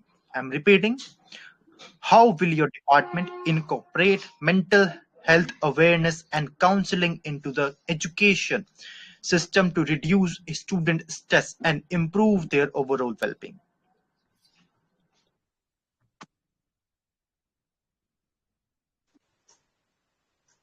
Okay, so let's dive into the rebuttal. So from both the teams, participants, are you ready? Yes. Yes. Okay, so it's 3, 2, 1, and go. It's mentioned by And the our first question. of the opponent's team that the steps taken by them in educating and promoting teachers as well as students, also academic counselors, to rural and urban sections of the country. But haven't we already done this yet? Again, I'm so confused with the idea presented by both the teams. Ours is more towards the collaboration of both the departments, whereas the opponent's team is clarifying the department A and then the B. Why isn't it collaborating? Why there are two different solutions for one single problem? Please explain. Mr. Saksham, there is no two different solutions. There is a single approach with multi-pronged implementation. First of all, you mentioned about how we are supposed to tackle the uh, less amount of courses in India right now. So the thing is that we already have so many courses, but none of those courses are incorporated in a centralized manner. What we're trying to do is we will be launching the courses in a very pragmatic way in all the different colleges, and also ensure that the hiring is done by the government in these courses. That's the first thing. And the second thing is that apart from these courses, we'll also be catering to the sex deficit in the psychologist. The men are participating marginally in the psychologist, and will ensure that the participation of men actually increases. So it's a very multi-pronged approach which we're trying to follow. Now, my question to you is something completely different from what your policy is focusing on. The thing is that we have seen from the Western model that the role of allopathic medicine is actually not very well in countering the mental illness in people. But your policy nowhere in any way tries to incorporate the culture of India into targeting these issues. How do you propose to go forward with that? Wonderful. Let me take the wave from here. Yes, what you mentioned is exactly right. There is no scope for allopathic medicine, wherein we introduce rehabilitation. For example, let me bring in the data. As per 29 UN reports, 70% of India's disabled students do not attend school in their entire lives. This shows India lacks in providing rehabilitation for neurodivergent students. Let me tell you something. India has access to medical like surgery, injection, tablets, but we don't have access to rehabilitation. That is where we are lacking. You guys mentioned a lot of schemes, but you didn't mention execution. In this regard, we would approach under the scheme student Manoshakti Yojana and under the scheme student mental health upliftment, we would provide free access to rehabilitation, wherein mentally and physically disabled students such as autism, ADHD students, others will get access. And next step is introducing and integrating them in among college students. For that, we have student Manoshakti Yojana will provide free counseling. So the amalgamation of rehabilitation and integrating them into curriculum, this is what is going to bring revolution. So my question is, in Maharashtra, according to the Hindu report, Maharashtra, Tamil Nadu and MP have highest suicide rates, whereas in Haryana, 1.33 lakh physical disabled illiterate girls are there. For example, a girl it is twice the size of her body. And at the same time, I would like to ask you, by providing schemes alone, we won't be able to reach it. So how will you manage it on time? So the thing is that you wanted us to figure out that if we are trying to address the physically abled people, and our health minister has a policy for it, which she'll try to answer you with. Surely it is. Oh, anyways, I think she has a network issue, so I'll try to move forward with it. The thing is that our policy has compartmentalized all the vulnerable sections depending on their needs. So we have various vehicles which I've talked about, and we have various courses also which we talked about. But we have not indicated in our speech right now because of time inconsistency is that all these policies will be targeted to physically disabled people, to senior citizens, to SCs, and also to STs. And these will be catered through the learnings of Rajni Kothari and Harry Frankfurt model of governance, which actually incorporates that a decentralized approach is the way forward to go with these people. We will be collaborating with Ministry of Infrastructure also to ensure that the schools have a physically accessible infrastructure which comes under our grand scheme of accessible India. So all of these combined, we try to create a very holistic environment for everyone, because for us, mental health is not just about promises, it's actually about implementation. Now, my question to you is again something very amazing. But I just wait for Ruchi because I don't know if her mic is working. Ruchi, are you there? You can. Am I audible? Perfect. Yes, Ruchi. Please ask them your question. Okay, so my question for you guys is that you haven't mentioned, if you are talking about mental health, but you forget one thing, that 27% suicide in Kota last year, commercial of education in Carlo Bagh. Your policy doesn't address this at all. Seems only flurry. Do you guys have any policy to tackling of society which is going on a large basis in India and which is really affecting students' mental health? Well, actually, we do. First of all, let me tell you this thing, both of you.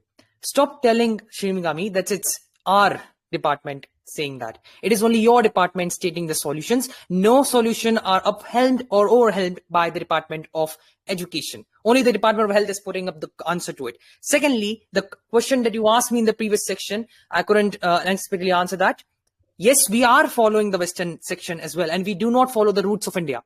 But have you ever heard to this article registered in once in 2010 by the Harvard medical students, stating that the only solution to mental health situations is disorder healing.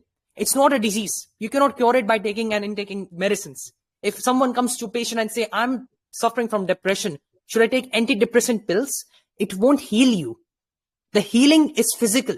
It's mental. The more you talk, the more you interact. Why do we have psychologists? Why psychologists talk to patients? Why does not he write thousands of medicine, just go and cure yourself? It's healing process, not curing process. That's a difference. And stating to the suicide rates, yes, we will be launching our, as mentioned by our initiative, that is the Community Mental Health Empowerment Program. It will include 2 sections of it. Again, integration that we didn't saw in the opponent section. The integration works like this. The health department provides the advisors, the psychologists, the psychiatrists, the best in their departments. And the education one will provide the academic counselors. They will provide academic excellences. You need to balance both out. A student might come to you and say, I'm having academic stress. Can you relate? Is he also suffering from anxiety? We cannot relate. A psychiatrist, a psychologist studying 7 years, 8 years with master's PhD can understand this difference. That's how we are collaborating. And once again, my question again to both of you, where is this collaboration link going? Shinigami is again and again repeating the same bus and the mobile and the car system. And Ruchi, there was no other solution integrating to this problem. I will open this down to both of you. Help integrate this problem rather than giving 2 different solutions of 2 different extremes. Mr. Saksham, you have pointed out that I have been only the one providing the solution and my fellow minister is not. I would like to quote something to you, something very integral to our democracy. Cabinet sinks and swims together. So the fact is, your cabinet might be divided, but ours is not. And we fill in for each other's policy failures and policy shortcomings so that our holistic policy actually works. Now, my question, and like to answer your question, the thing is that we have not just talked about the remote vehicles, we've also talked about incorporating each and every fabric of the Indian culture and the Indian society. We've incorporated yogas, we've incorporated laughing medicines. We've also incorporated panchayats into having sessions of mental health into their vicinity. Now, the thing is that according to the leading psychiatrist in Columbia University, Mr. Harry Frankfurt, he has very clearly stated that unless we target the attitude of people, The attitude of people, if it's not targeted, it will not bear any outcome in mental health. So that is the holistic purpose of our approach.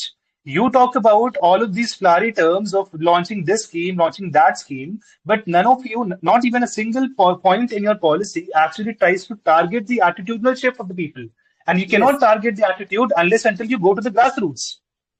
Beyond that, we not only target, we actually execute. For example, in the scheme enhancing jhana scheme PVP, we introduce martial arts, yoga, dance, and other forms of arts in curriculum, which, like, if they indulge in that, they develop certain discipline and which uplifts their mentality. And also, not only that, how many government channels do we have? Just one. We collaborate with government channels and disseminate history, social science, mathematics, literature, etc., and whatnot. This will empower their mind, and also it will uplift them. This way suicide rates will be reduced. Not only target but execution. Be mindful. Guys, time up.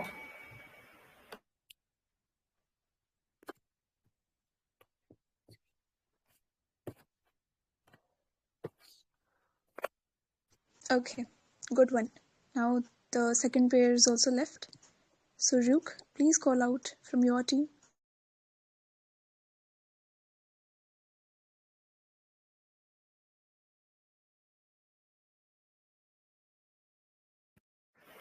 From the Democratic Liberation Front, I would like to call Satya Prakash Mishra, representing the Infrastructure Department, and Batman, representing the Environment and Climate Department. Over to you, Radha.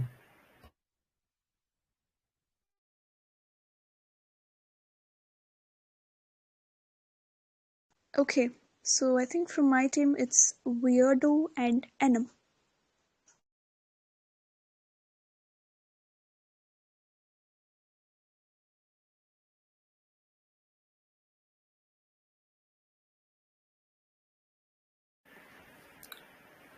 Okay, guys, time for combined policy representation. Satya Prakash and Batman, are you guys ready? Yeah, yeah. I want. Can you repeat? Explain this is specific. Okay, the round again, or the process recorded. It's just that you two will give your policy representation in these 2 minutes, the combined one. Then there will be a 1 minute break. After that, the other team will also give their policy representation in the 2 minutes. Then you guys will have 10-minute rebuttal, like you just saw right now. Okay, is it clear now? Thank you. Okay, guys, 3, 2, 1.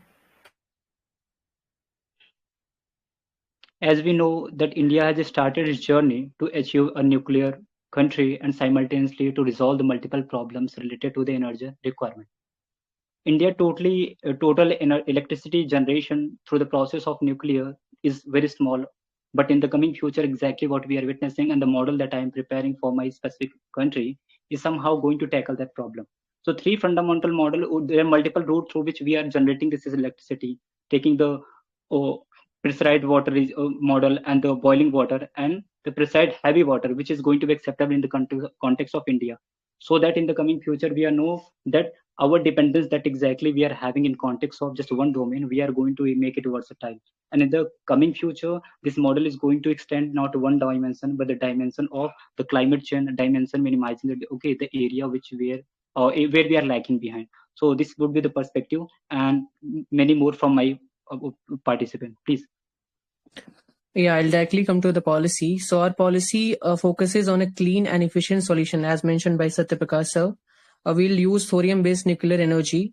Already we know that India has 25% of the world's thorium reserves, and these reactors are safer as compared to the nuclear one, and produce minimal waste, and can work for decades even with just one fuel load. At the same time, we'll be also ensuring that the construction of these reactors has minimal impact on the environment by conducting strict assessments and avoiding sensitive ecological zones. So this is more than just about energy. It's about creating a cleaner and healthier future for all of us. I think by shifting to thorium, we can reduce pollution and lead the way in sustainable energy. So let's work together to make this happen. Thank you so much.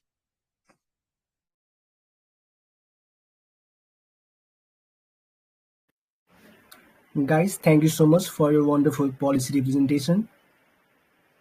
Now, Radhe, please call out your team. Okay, so from my team, it's Werido and Anam. You there? Yes, I'm here. Please clarify that my voice is audible or not. Yes, your voice is audible. Werido? Yes, can you hear me? Yes, I can hear you. We all can hear you. Okay, so it's 3, 2, 1, and go.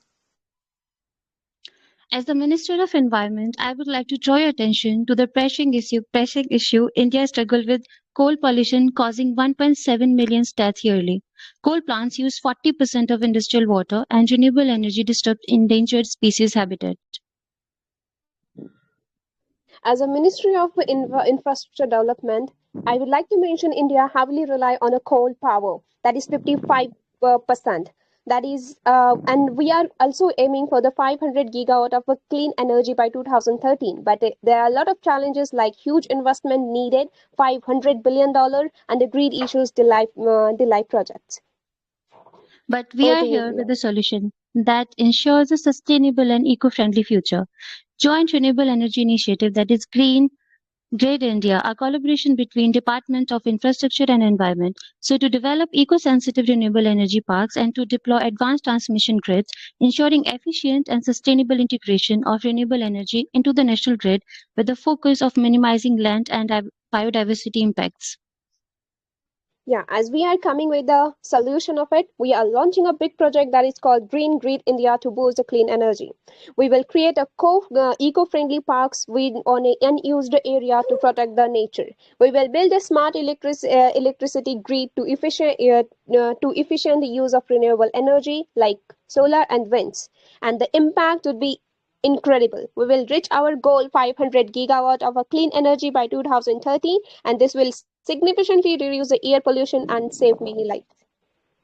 And with this Sustainable Energy Act, that is a framework ensuring the environmental sustainability of the energy transition, it will mandate EIAs for the renewable projects to prevent ecological damage, promote circular economy practices for solar and wind waste, implement carbon offsetting in coal plant transitions, establish an energy environment council to oversee the process, and it will Okay, create time 8 up. million green jobs by 2030. Time up. Wonderful, Werido and Anam. Even I must say, commendable energy and logical policies. So now with this, we are moving ahead with the completion of round third. Before that, we have rebuttal. This is the last rebuttal of round third. So from both the team, are you ready for the rebuttal round? Ryuk, what about your team? Yeah, we are ready for sure. Aren't we, guys? Yeah. Okay, that's Okay. nice. Now Tejas will put forward the question, I think. Okay, thank you very much, Ryuk. So, guys, I hope you are getting the all policies by all departments and ministers. Despite India's pushing for renewable energies, over 55% of electricity still comes from coal, contributing to severe air pollution. Transitioning to clean energy requires significant investment in infrastructure and environmental policies.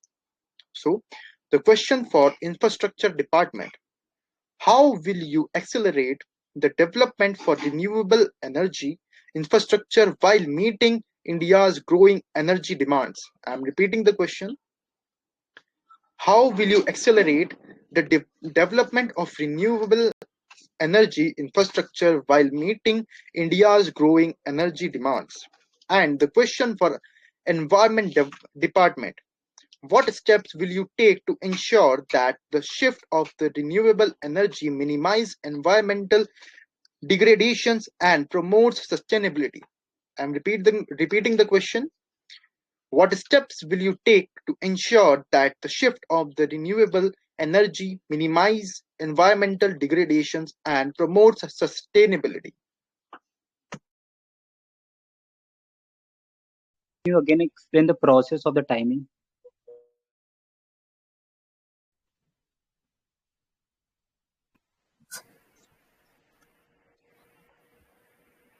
So you want to know how this works? Yeah, the time distribution I want. You will take 30 seconds to ask the question. Then the representatives will answer it. They'll answer it in 2 minutes. And it will go in the same way 4 times. 2.5 minutes, 2.5 minutes. You got it right? I got it. Okay, nice. Okay, guys, now can we start this? Yeah. Okay, 3, 2.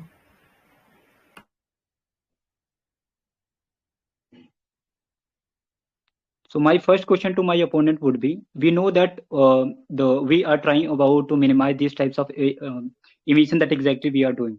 So the question that is going to arise is that in the process of making our urban area as a more renewable, what exactly we are trying to do is that we are doing the emission in the rural area. So what types of model you guys are utilizing so that you can resolve this problem in the coming future in order to make even the both areas the safer comparing to the urban and rural? Very good question. I would like to answer your question as the judges also ask this the same questions by from if I talk about the promoting renewable energy sources, so we are going to integrate the renewable energy sources like the solar and wind power into a new infrastructure project like will be very which will be very significant to reduce the carbon emission.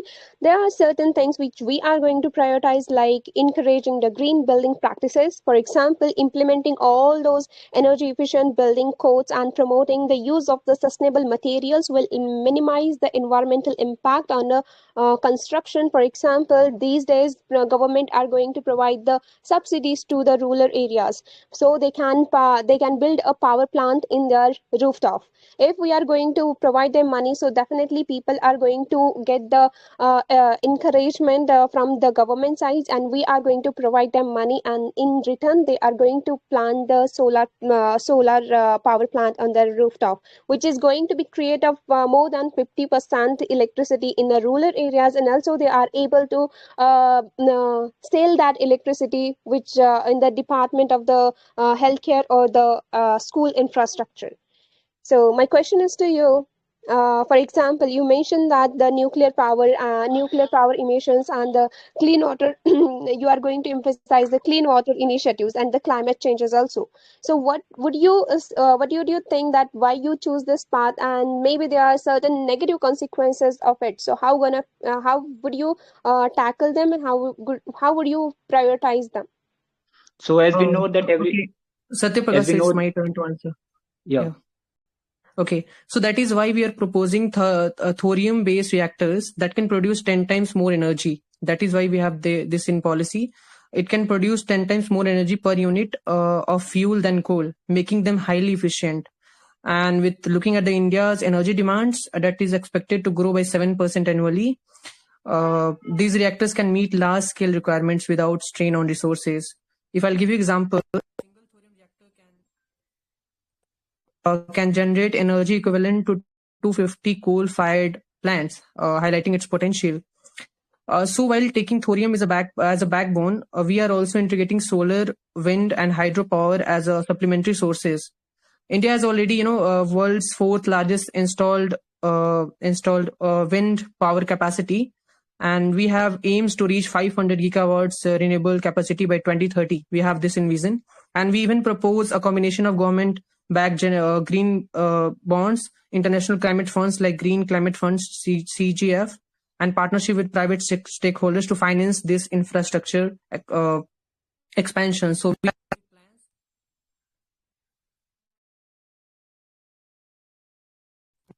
yes, Satya Prakash. Yeah. So the next question that I'm going. Yeah. I have a question for Batman. As he's mentioned that about thorium reactors, like thorium reactors are considered safer in terms of nuclear proliferation, but like in the cycle, but they are very expensive, and the cycle technology is still in the early stage of development globally, and India has limited experience in thorium based fuel cycle processes such as producing and processing thorium fuel. And if we consider India's situation now, it is still in developing phase, and other countries who are already developed, they are utilizing it. So how you gonna utilize the budget, and how you gonna check if don't you find any other cost-effective solutions for it? Ma'am, I already answered you on the financial part. I explained you that we have the funding. We have like international climate funds like Green Climate Fund (CGF) and partnership with the private stakeholders to finance infrastructure expansions. Like if I'll quote you the exact data, India already have secured over 1.5 billion in climate financing, which will lead which will be allocated to renewable energy projects. And we can even ask soft loan from foreign bodies, and there are other ways means to recollect money. And the schemes we are having which are not effective, we can recollect that money in the renewable sector to meet the financial needs. Yeah, that's all. Actually, your All right. department plans relies on heavily on the government funding. But what happens if this assumption proves incorrect? Does your department have a contingency plan for it? For example, your plan is assuming the steady increases in a government funding for infrastructure projects. So, what is the government budget face unexpected constraint for it? How will your Okay, department ensure and continuity for continue of this project without the government funding if there is no beautiful. allocation of the funding? Yeah, beautiful. So there are a whole lot of framework that exactly we have prepared. The framework would be like this. If you are going to focus upon, we know near about 55 to 60% of the energy requirement that we are fulfilling through the process of non-renewable source of energy. So what exactly the planning that we are going to execute on the table is that we are quite sure that even if you are going to talk about the second state of the research would have been completed uh, by the ISRO in order to get the clarity that how really the thorium is going to be the means through which we have not to rely in context of the resource which would have been the uranium in the very prominent stage. So our dependence on the resource, the amount of money that we are spending on the raw material, that is going to minimize. That's the one thing. The second thing that is required to be focused upon is that when we are going to transform our resources from that of the thorium or uranium to thorium, the amount of money that is going to be utilized from there, the same amount of money is going to be used in order to make the infrastructure very accurate and very effective and acceptable. And the next point that is also of the great importance, if you're going to focus upon the model that exactly we are touching and the what you model brought on the table, if you talk about the rooftop anything, the biggest problem that is arising from your specific point is that what about those lithium ion battery? If you are going to do the cost comparison between the different renewable energy sources to that of your sources that exactly you are talking about, the amount of money is very high. So in a very clarity perspective manner, if you are going to focus upon, the model is totally fundamentally for it is going to have a small time survivability, because we are not lacking that exactly area of technology. We are importing nearly 90% of our solar panel that exactly we are implanting there. So the question of mine would be that how really you think that this model of minimizing or dealing the climate change is very practical compared to the nuclear one? When you are having not that amount of money, you are also giving the funding by the force of government.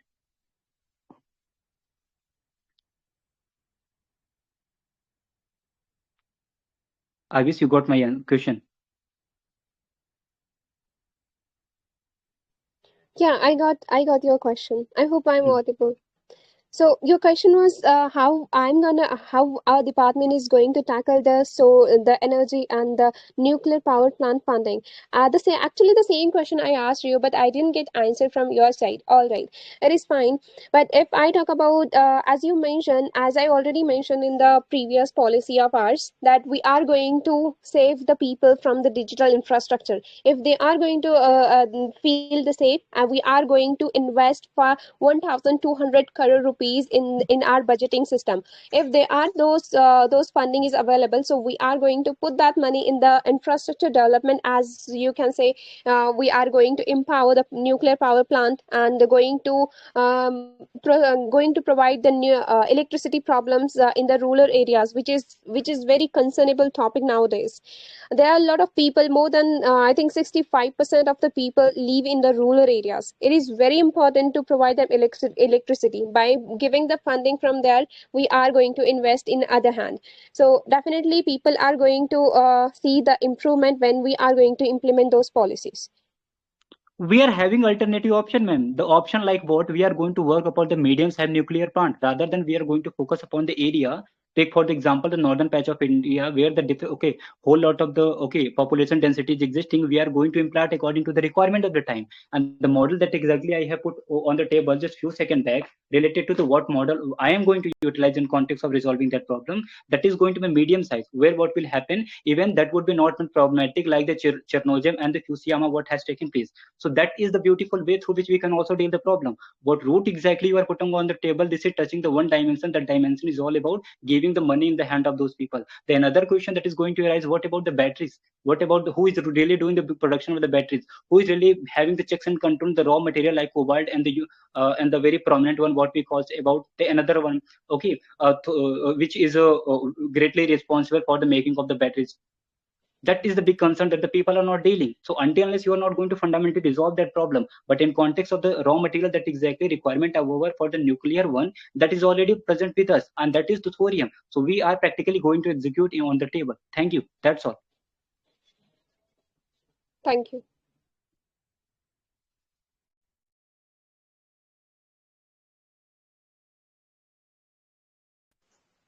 Okay, time up. Yeah. Thank you so much, guys. That was very insightful. We got to learn a lot of things, and I think everyone who is listening to us, they are also learning a lot, isn't it, Radhe Radhe? Yeah.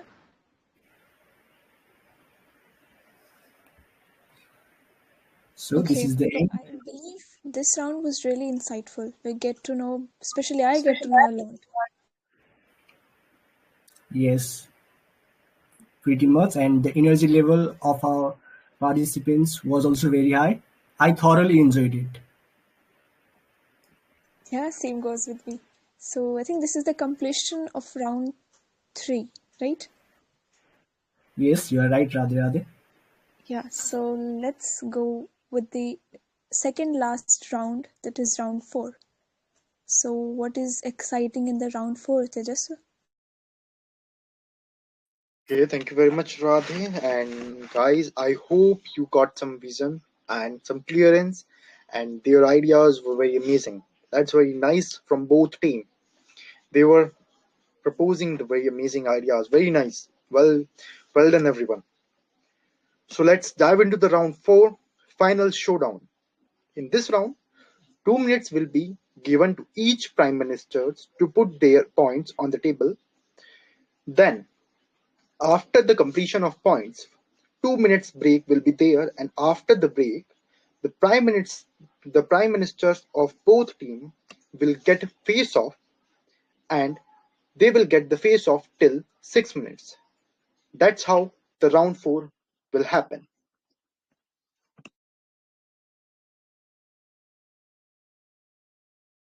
Okay. Thank you so much. Tejas.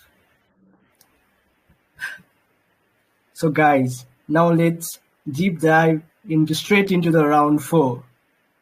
We all are very excited, aren't we? Radhe Radhe. Like, how is your Yes, excitement level right now? my excitement level is very high right now. Okay, so before that, Tejas, do we have question for this round? Yes, we have questions, and Please proceed. yeah, before questions, you may invite your prime ministers from both teams, and after that, I will propose the question. My So, participant list is already ready. Okay, very well. so is mine. Okay, From the very well. Democratic Liberation Front, we have the Lord himself. Lord himself, you are ready, right? Yes. Yeah, that's great, Lord. Yeah, Nikhil sir is also ready. No need to ask. Yeah, Tejas, go with the question. Okay, so guys, at this time, the global gene editing market is expected to reach $32.49 billion by 2026, indicating a significant investment and interest in genetic engineering technologies that could pave the ways of designer babies. Should we embrace the technology for the potential benefits it offers, or do the risk of playing God outweigh the advantages? The question for that: what ethical guidelines should govern the use of genetic engineering in humans, especially regarding informed consent and the scope of modification? And question 2: how do we prevent genetic engineering from exacerbating social inequality and creating a dividing between enhanced and non-enhanced individual, particularly in the term of excess of discrimination? Here we go with the round 4. Let's get started. So first of all, Lord himself, the Prime Minister of the leader of Democratic Liberation Front. Are you ready, Lord? Yes, Luke. Ready as always. That's great. Okay, 3, 2, 1. Citizens of DLF, I present to you a vision to grant our nation the well-deserved freedom from the diseases that are resulting from undesirable genetic flaws. DLF has envisioned a holistic policy consisting of legislative, infrastructure-intensive, R&D-related skill development plan while ensuring equitable access along the budgetary consideration. All of these has been drafted with a single goal of freeing future generations of India from heritable congenital diseases. Coming to the legislative policy measures, we will adopt trusted somatic gene altering with the permitted both in public and private health centers across nation. But at the same time, DLF will protect the people of India completely by suspending germline gene editing methods for clinical application because of their current safety concerns. We will also establish two legal bodies, Ethics in Gene Editing (NCEG) and National Genomics and Gene Editing Authority. These will be legislated during our tenure. These two legal bodies will strictly prohibit use of the technology for enhancement purposes to prevent the disease in India and to stop further promotion of colorism, sexism, and other immoral objectives through genetics.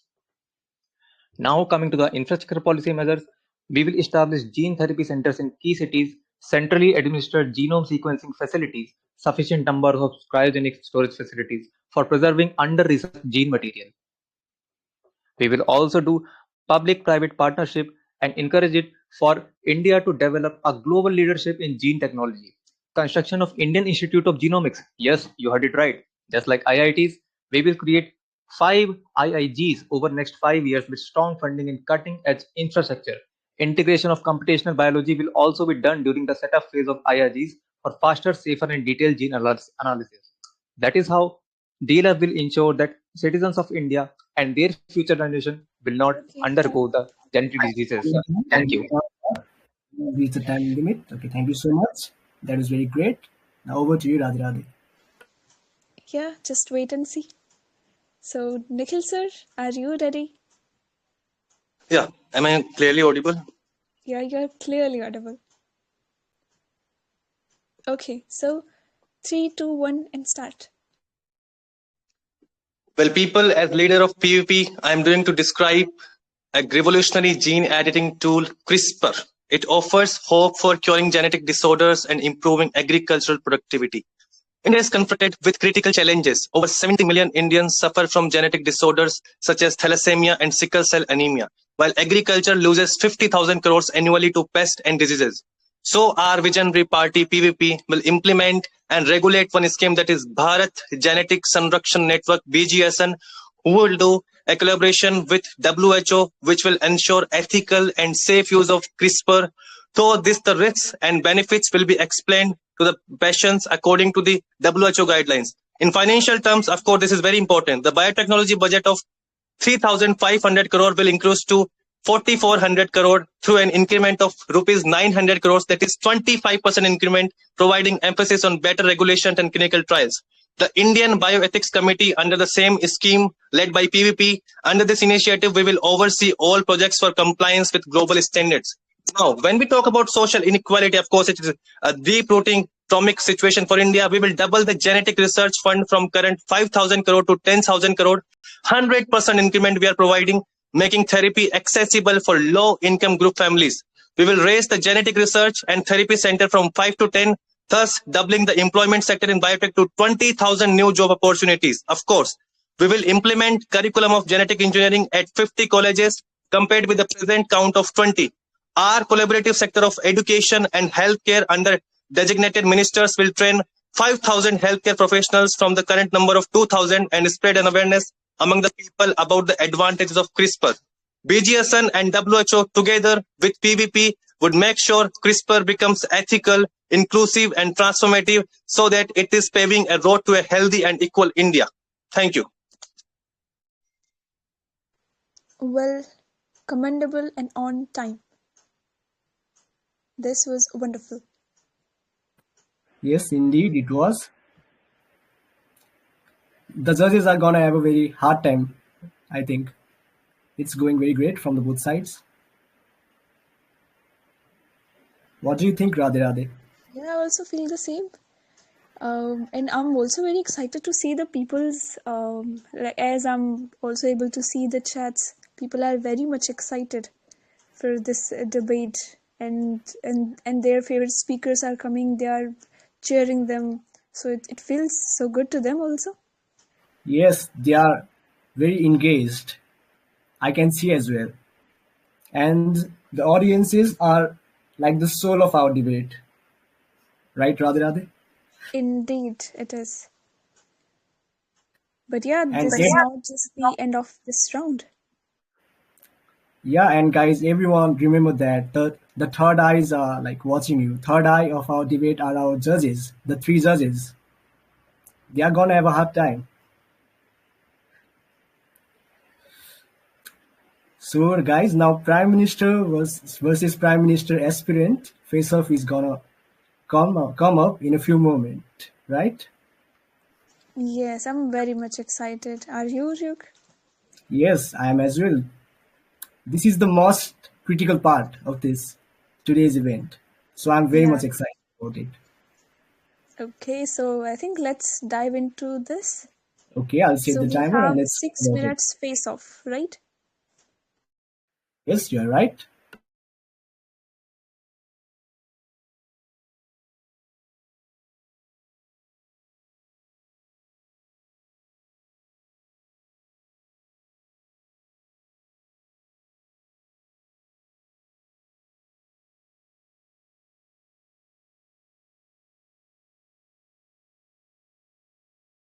Okay, so leaders of respective parties, are you ready for the last rebuttal?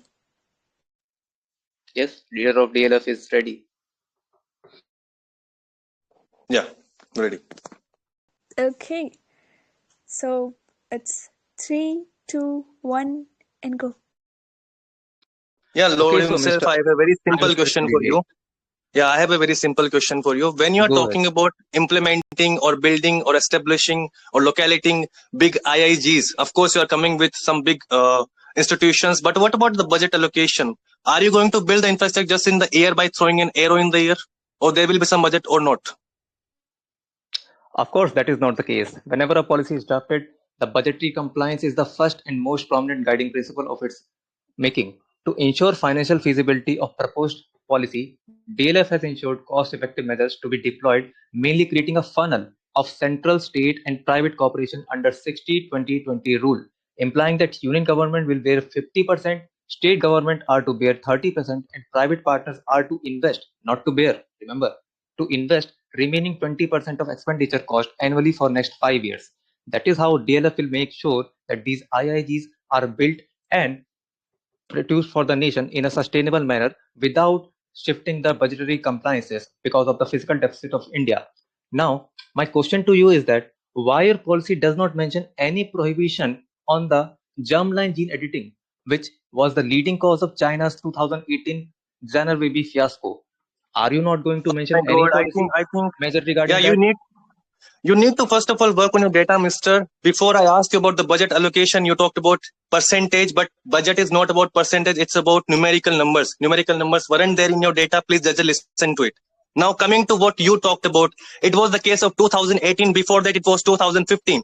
Let me talk about 2018 case. Chinese scientist John Key. You are talking about that? Of course, he announced that he had created the world's first genomic edited babies by using CRISPR. But what about the unethical reason, my dear? It was only just to cure the CCR5 gene, which is allowing HIV to infect cells. It wasn't unethical. But just because people are terming it, it is up to you. Now I have a question, but before that, let me tell you what is in budget allocation. See, I'm going to provide 3,500 crore budget allocation under my party supervision, which you haven't done anything. First of all, we will talk about collaborative research projects. We will start with 50 to 100 over 5 years, costing almost 500 crore. Then we will talk about additional annual funding for CRISPR research, 500 crore again. After that, we will build 20 new state-of-the-art CRISPR research labs in the India. Again, 1,000 crore. Upgrading existing labs, again 500 crore. Conducting 200 workshops and training programs annually, again 200 crore. Integrating CRISPR technology into the curriculum of 50 colleges, again 200 crore. Under those 50 colleges, NITs, IITs, everything will be there. Establishing 30 new public-private partnerships, again 100 crore. I think guess budget you should go allocation for should your be like question. this. You're consuming more time with answering what I Yeah, definitely. Yeah, I'm just coming with the question. The question is this: what are the unethical guidelines you believe if you are collaborating with the WHO? The unethical guidelines that we will prevent will be prevented by the two established bodies that will be legislated under our tenure: the National Committee on Ethics in Gene Editing, which will be comprising of the Health Minister, the Health Secretary, the leading geneticist of our country, Gautam Dongre, namely from the Bangalore Institute, and also the ethicist in this field. They will be there in that committee, which will approve any or other policy that will be created during the tenure to be implemented. Now, the question that I asked you regarding the CRISPR-Cas9 fiasco in China, you did not answer that at all. I was asking you that why are you not creating any authority I have in already India created to here. regulate, Let me. prevent any of that fiasco to repeat here in India, right? Yeah. And I asked regarding the germline gene editing method. You have been silent on that. That is the most concerning part of the gene editing industry. It is safety concern are very, very high. Now, coming to the question, you mentioned about the budgeting, right? Now, my question to you is that you are mentioning increasing the budget double by adding 900 crore and some mentioning the budget increment of 5,000 crore. Where are you going to get this money from? The money does not come from the air, right? The budgeting allocation has to be done while keeping the physical deficit of country in mind. Please answer that. Where are you getting this money But from? first of all, my dear, just look at the India's GDP. It's fifth largest economy. Where are you? India's deficit is not at that level that we cannot even allocate only 3,500 crores. Now, let me tell you one thing. You are talking about gene editing and especially somatic. We already have that initiative, that is Genetic Health Passport Initiative, a personalized digital health passport providing genetic information for each individual, focusing on preventing healthcare. Again, I will tell you there are 5 steps in it. First of all, free genetic screening. We will allow 1 million citizens in the first year, scaling up to 10 million annually. Then we will come with digital health passport. Of course, there will be a secure mobile application for that, and people will access genetic health data and personalized health recommendations. After that, we will come with preventing healthcare. In this, we will offer tailored preventive plans and subsidized free regular health checkups. And what you are talking about now, I have a question for you. Tell me, what are your collaborations with public-private partnerships? In the public-private partnership area, we are going to participate with the India's homegrown technology, that CAR T-cell therapy named NextCAR19, through the Institutes of Maternal Biotech, which is a Germany-based biotechnology company, and also including indigenous institutes like Tata Institute of Genetics and Society based in Bangalore. We are going to give equitable access by complying ourselves with these companies and ensuring that these companies get enough of funding and tax benefits as well in order to research here in India and make us a leading figure in this genetic revolution. That is how my government is going to ensure public-private partnership. I'm up. Thank you.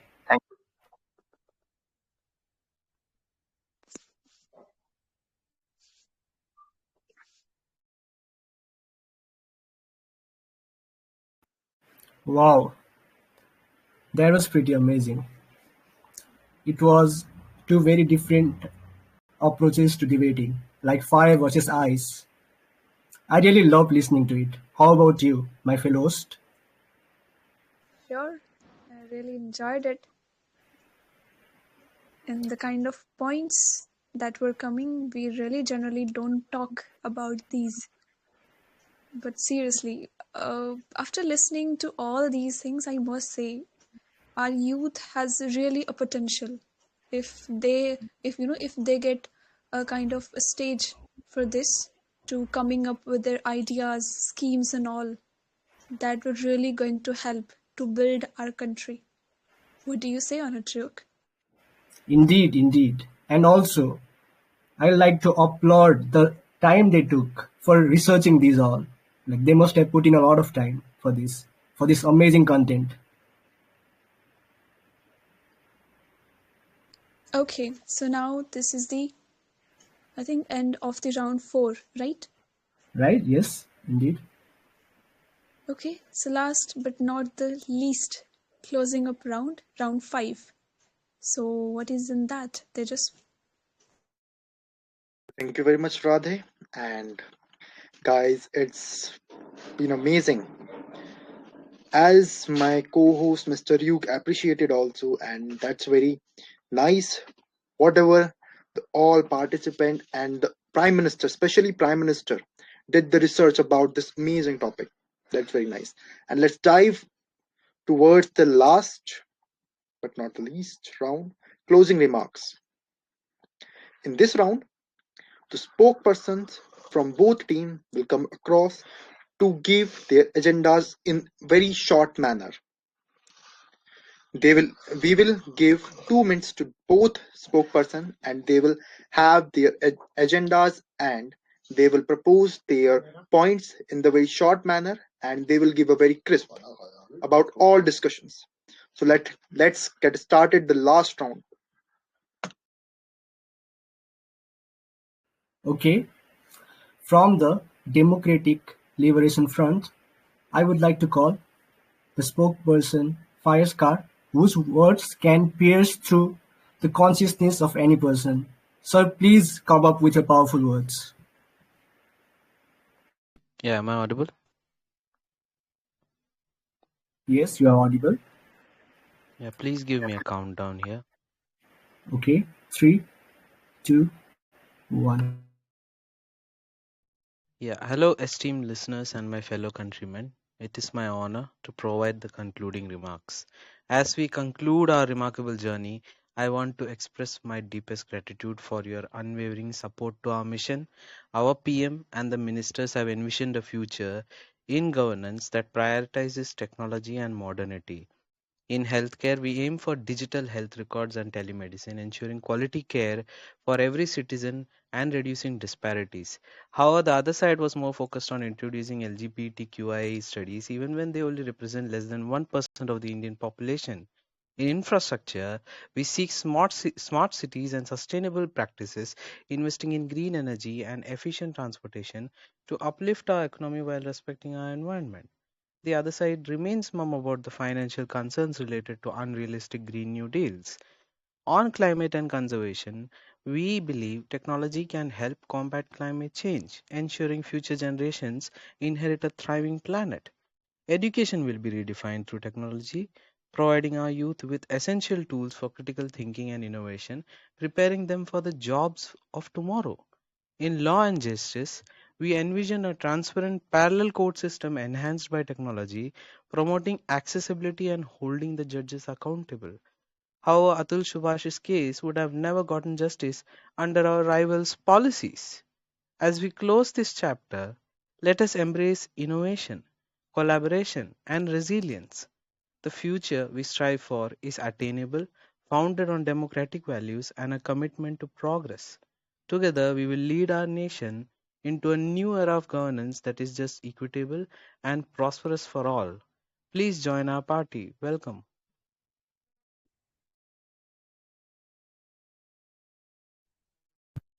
Thank you so much, Firescar. That was very much within time and very commendable points, I have to say. Isn't it, my fellow host? indeed it was. But now the powerhouse that I'm about to call, the spokesperson of People's Vision Party, that is Saksham, the Saksham. Thank you for inviting me. But before I start, should I start? Or should I start, ladies and gentlemen? As we draw this debate to close, I'm filled with immense pride for the extraordinary team standing before you today. A team, our leader, called us the handpicked diamonds, Each of us, with entrusted the responsibility to address the nation's most pressing challenges, has brought unparalleled expertise, passion, and today, the energy that was lacking from the opponent's end. No comments on that. And the dedication to this forum. From the Department of Infrastructure and Development, Anam has illuminated the path forward with her deep understandings of industry. She did reflect her expertise, unlike our wealthy opponents, who should have been but forgot to. From the Department of Education and Welfare, Sathya, our bullet train of speaker, spoke an unmatched speed and precision to this debate that it was unmatched for the worthy opponents throughout the debate. From the Department of Environment, Forest, Climate Change, Werido, our passionate environmentalist, has presented a plan to tackle pollution and combat climate change while ensuring sustainable economic growth, shutting the concepts and the theoretical ideas brought by our opponents. From the Department of Law and Order, Mikasa, our defender of justice, rather than just stating few theoretical ideas that would have caused or created some precautions in India, has shown us the path to modernize the judiciary and ensuring that justice is timely and efficiently accessible. Finally, coming from the Department of Health and Human Well-being, I, the Saksham, your spokesperson, have to share a vision that integrated cutting-edge medical AI rather than sharing a car with some doctors and mobile-driven solution. Never mind, opponents. Let us not forget the invaluable contribution of our leader, who has guided us with the unparalleled vision and clarity, especially on the topic of genetic engineering. Not just stating the foundation on germ cell and somatic differences like our worthy opponents, on balancing innovation with ethics, ensure the equitable and progressive inclusion. Thank you.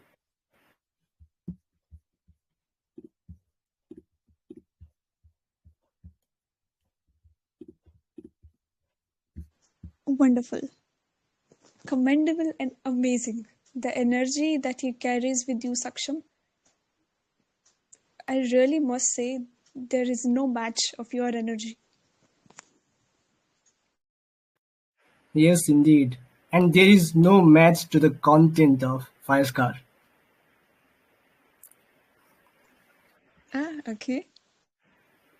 Let's see energy versus content. Who wins? All up to judges. Okay, so I think we are done with the all rounds, right? Yes, indeed. We are done with all the rounds now, guys. Okay. Now, guys, please tell us in the chat section who will be the next PM according to you all. Let's see. Let's just see. Radhe Radhe. Okay, so before that, there are 60 participants, and really I'm very thrilled that people are here from 8 p.m. So, we have from the English learners, we have special vote of thanks to all the participants, judges, and also especially audience. So what do you say on it, Rick? Yes, as you say, Radhe Radhe. So before we wrap up this incredible debate, I want to express my heartfelt gratitude to our esteemed judges for their insightful observation and guidance. To my brilliant co-host Ryuk and Tejaswa, thank you for your energy and wit. You have made this debate a true spectacle. And also to our amazing participants, I must say you all have shown incredible intellect, passion, and composure, and you have truly elevated and the conversation. And finally, to our wonderful audience, thank you for your enthusiastic participation and insightful questions. Yes, indeed. And also thanks to you, Radhe Radhe. You have been the charm of this debate, I would say. Oh, it's my pleasure. Okay, so this is the part that we have seen on screen, but there are people who have been continuously working day and night. They're putting their soul, their heart to make this debate happen. So they are none other than our organizers. I really want to say a heartfelt thanks to our organizers, Leo Patrick, Samira. She has made all the format.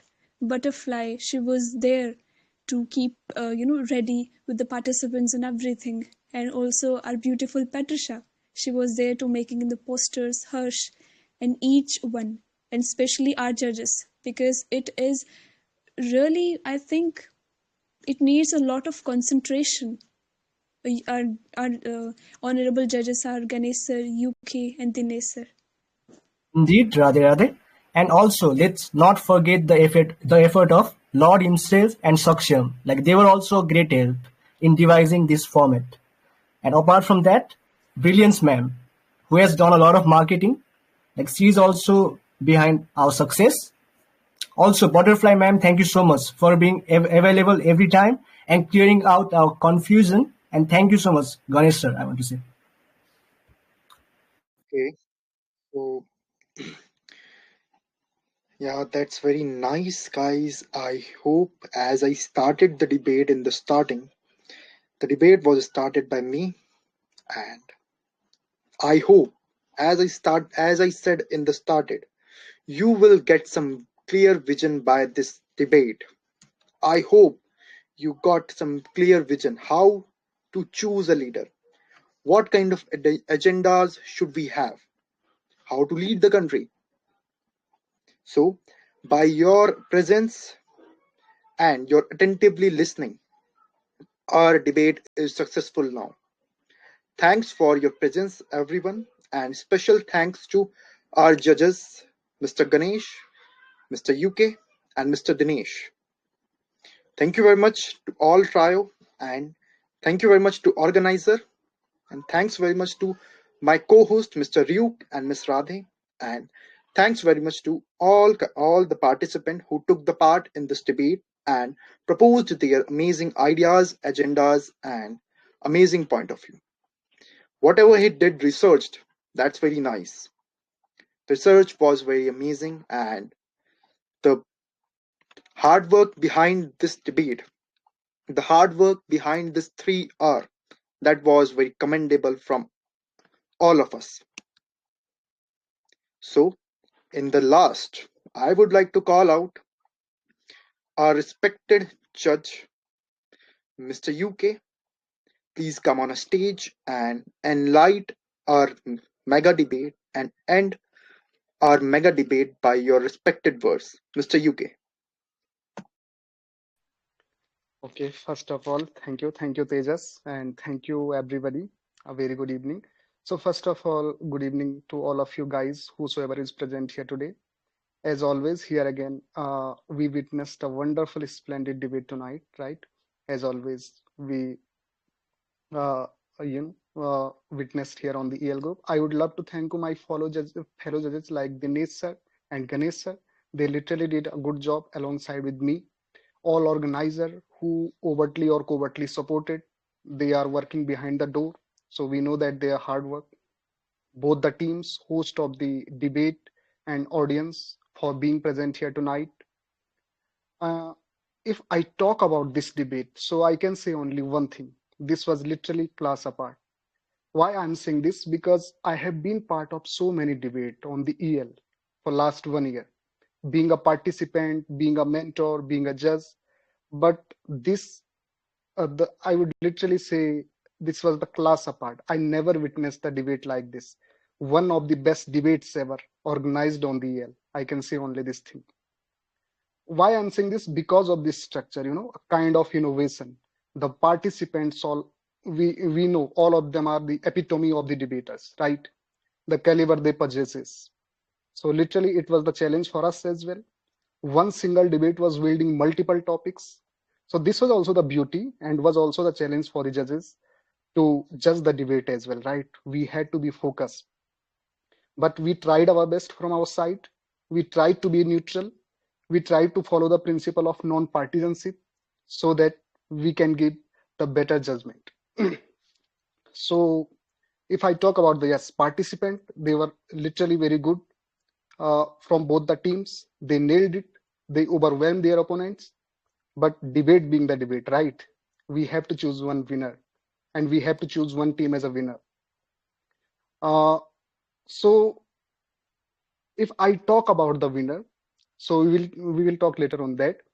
But the participant, whosoever were contributing here in this debate, they literally well, even it was challenge for us being a judge, like the participant. This debate was wielding this time around.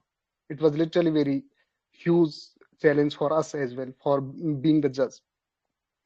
And if I talk about the winner of the debate, the winner could be multiple this time around. Like PM was there, spokesperson were there, the whole team as a winner could be there, the departmental winners could be there. So there are multiple winners, but all of them were led by the respective PMs, right? So PM is going to be the future aspiration of the EL for the country, maybe in near future. And the PM could be the aspiration of 1.5 billion people, right? And the whole world is looking for that PM who is going to be the winner. So if I ask one question to you guys, who do you think is going to be the PM for the future? Do you have any idea? Or should I spill the bean here right now? If you want to say, just make a guess, who do you think is going to be the PM for the future? Or maybe we would be working under the tutelage of him, or he could get the title of the PM of the EL as well for the future. I will say Lord himself is the PM for this year. Okay. Anyone guys want to say? For sure, the result is very crystal and clear. The Nikhil Vyas will be the PM, and the future of this country will be in the secure hand. Okay, Nikhil, Lord. So Adding anyone to it, want to say more? Yes, Population. Saksham. yeah, Satya, adding, yes. I won't just divert that who's the winner. Actually, one was pretty energetic. I'm talking about the PM right now. Yes, I'm also talking about the Yeah. PM as well. Mm-hmm. It is very difficult to judge, and I know when the host clarified that it will be a tough time for the judge to decide. One was pretty energetic, one was with the best content, one had pretty good ideals, one had pretty good goals. But at last, my bias would genuinely go for my team lead. But again, it is up to the judges. But Nikhil for the energy and for the content. Okay, guys. So some people are in the favor of the Nikhil, some are in the favor of the Lord. So sit with, hold your heart, guys. The aspiration of 1.5 billion people for future, the visionary, the hope, the pride, or maybe having the status of PM on the EL, or we would be working under his tutelage in near future. So the PM of the future, decided by this mega debate here tonight by the jury, will be announced tomorrow 8 p.m. guys. Thank you. Thank you so much for being here, and You have are a going good to night. die. Boom. To die. Yeah. Thank you very much, UK sir. Thanks for your precious words towards this mega debate, and you did very well, and especially thanks to all judges, and as well as all the best for the judgment, because it's very hard nut to crack, because all the participant and both teams were very amazing. So good luck for that. And now guys, in the last, I would like to say that's all for today's evening. By this mega debate, I hope you got some clearance, and thank you for joining. Thanks for your patiently listening, and thank you very much, guys. Have a good night. Thank you very much. Keep enhancing yourself. Keep working hard. Thank you very much, guys.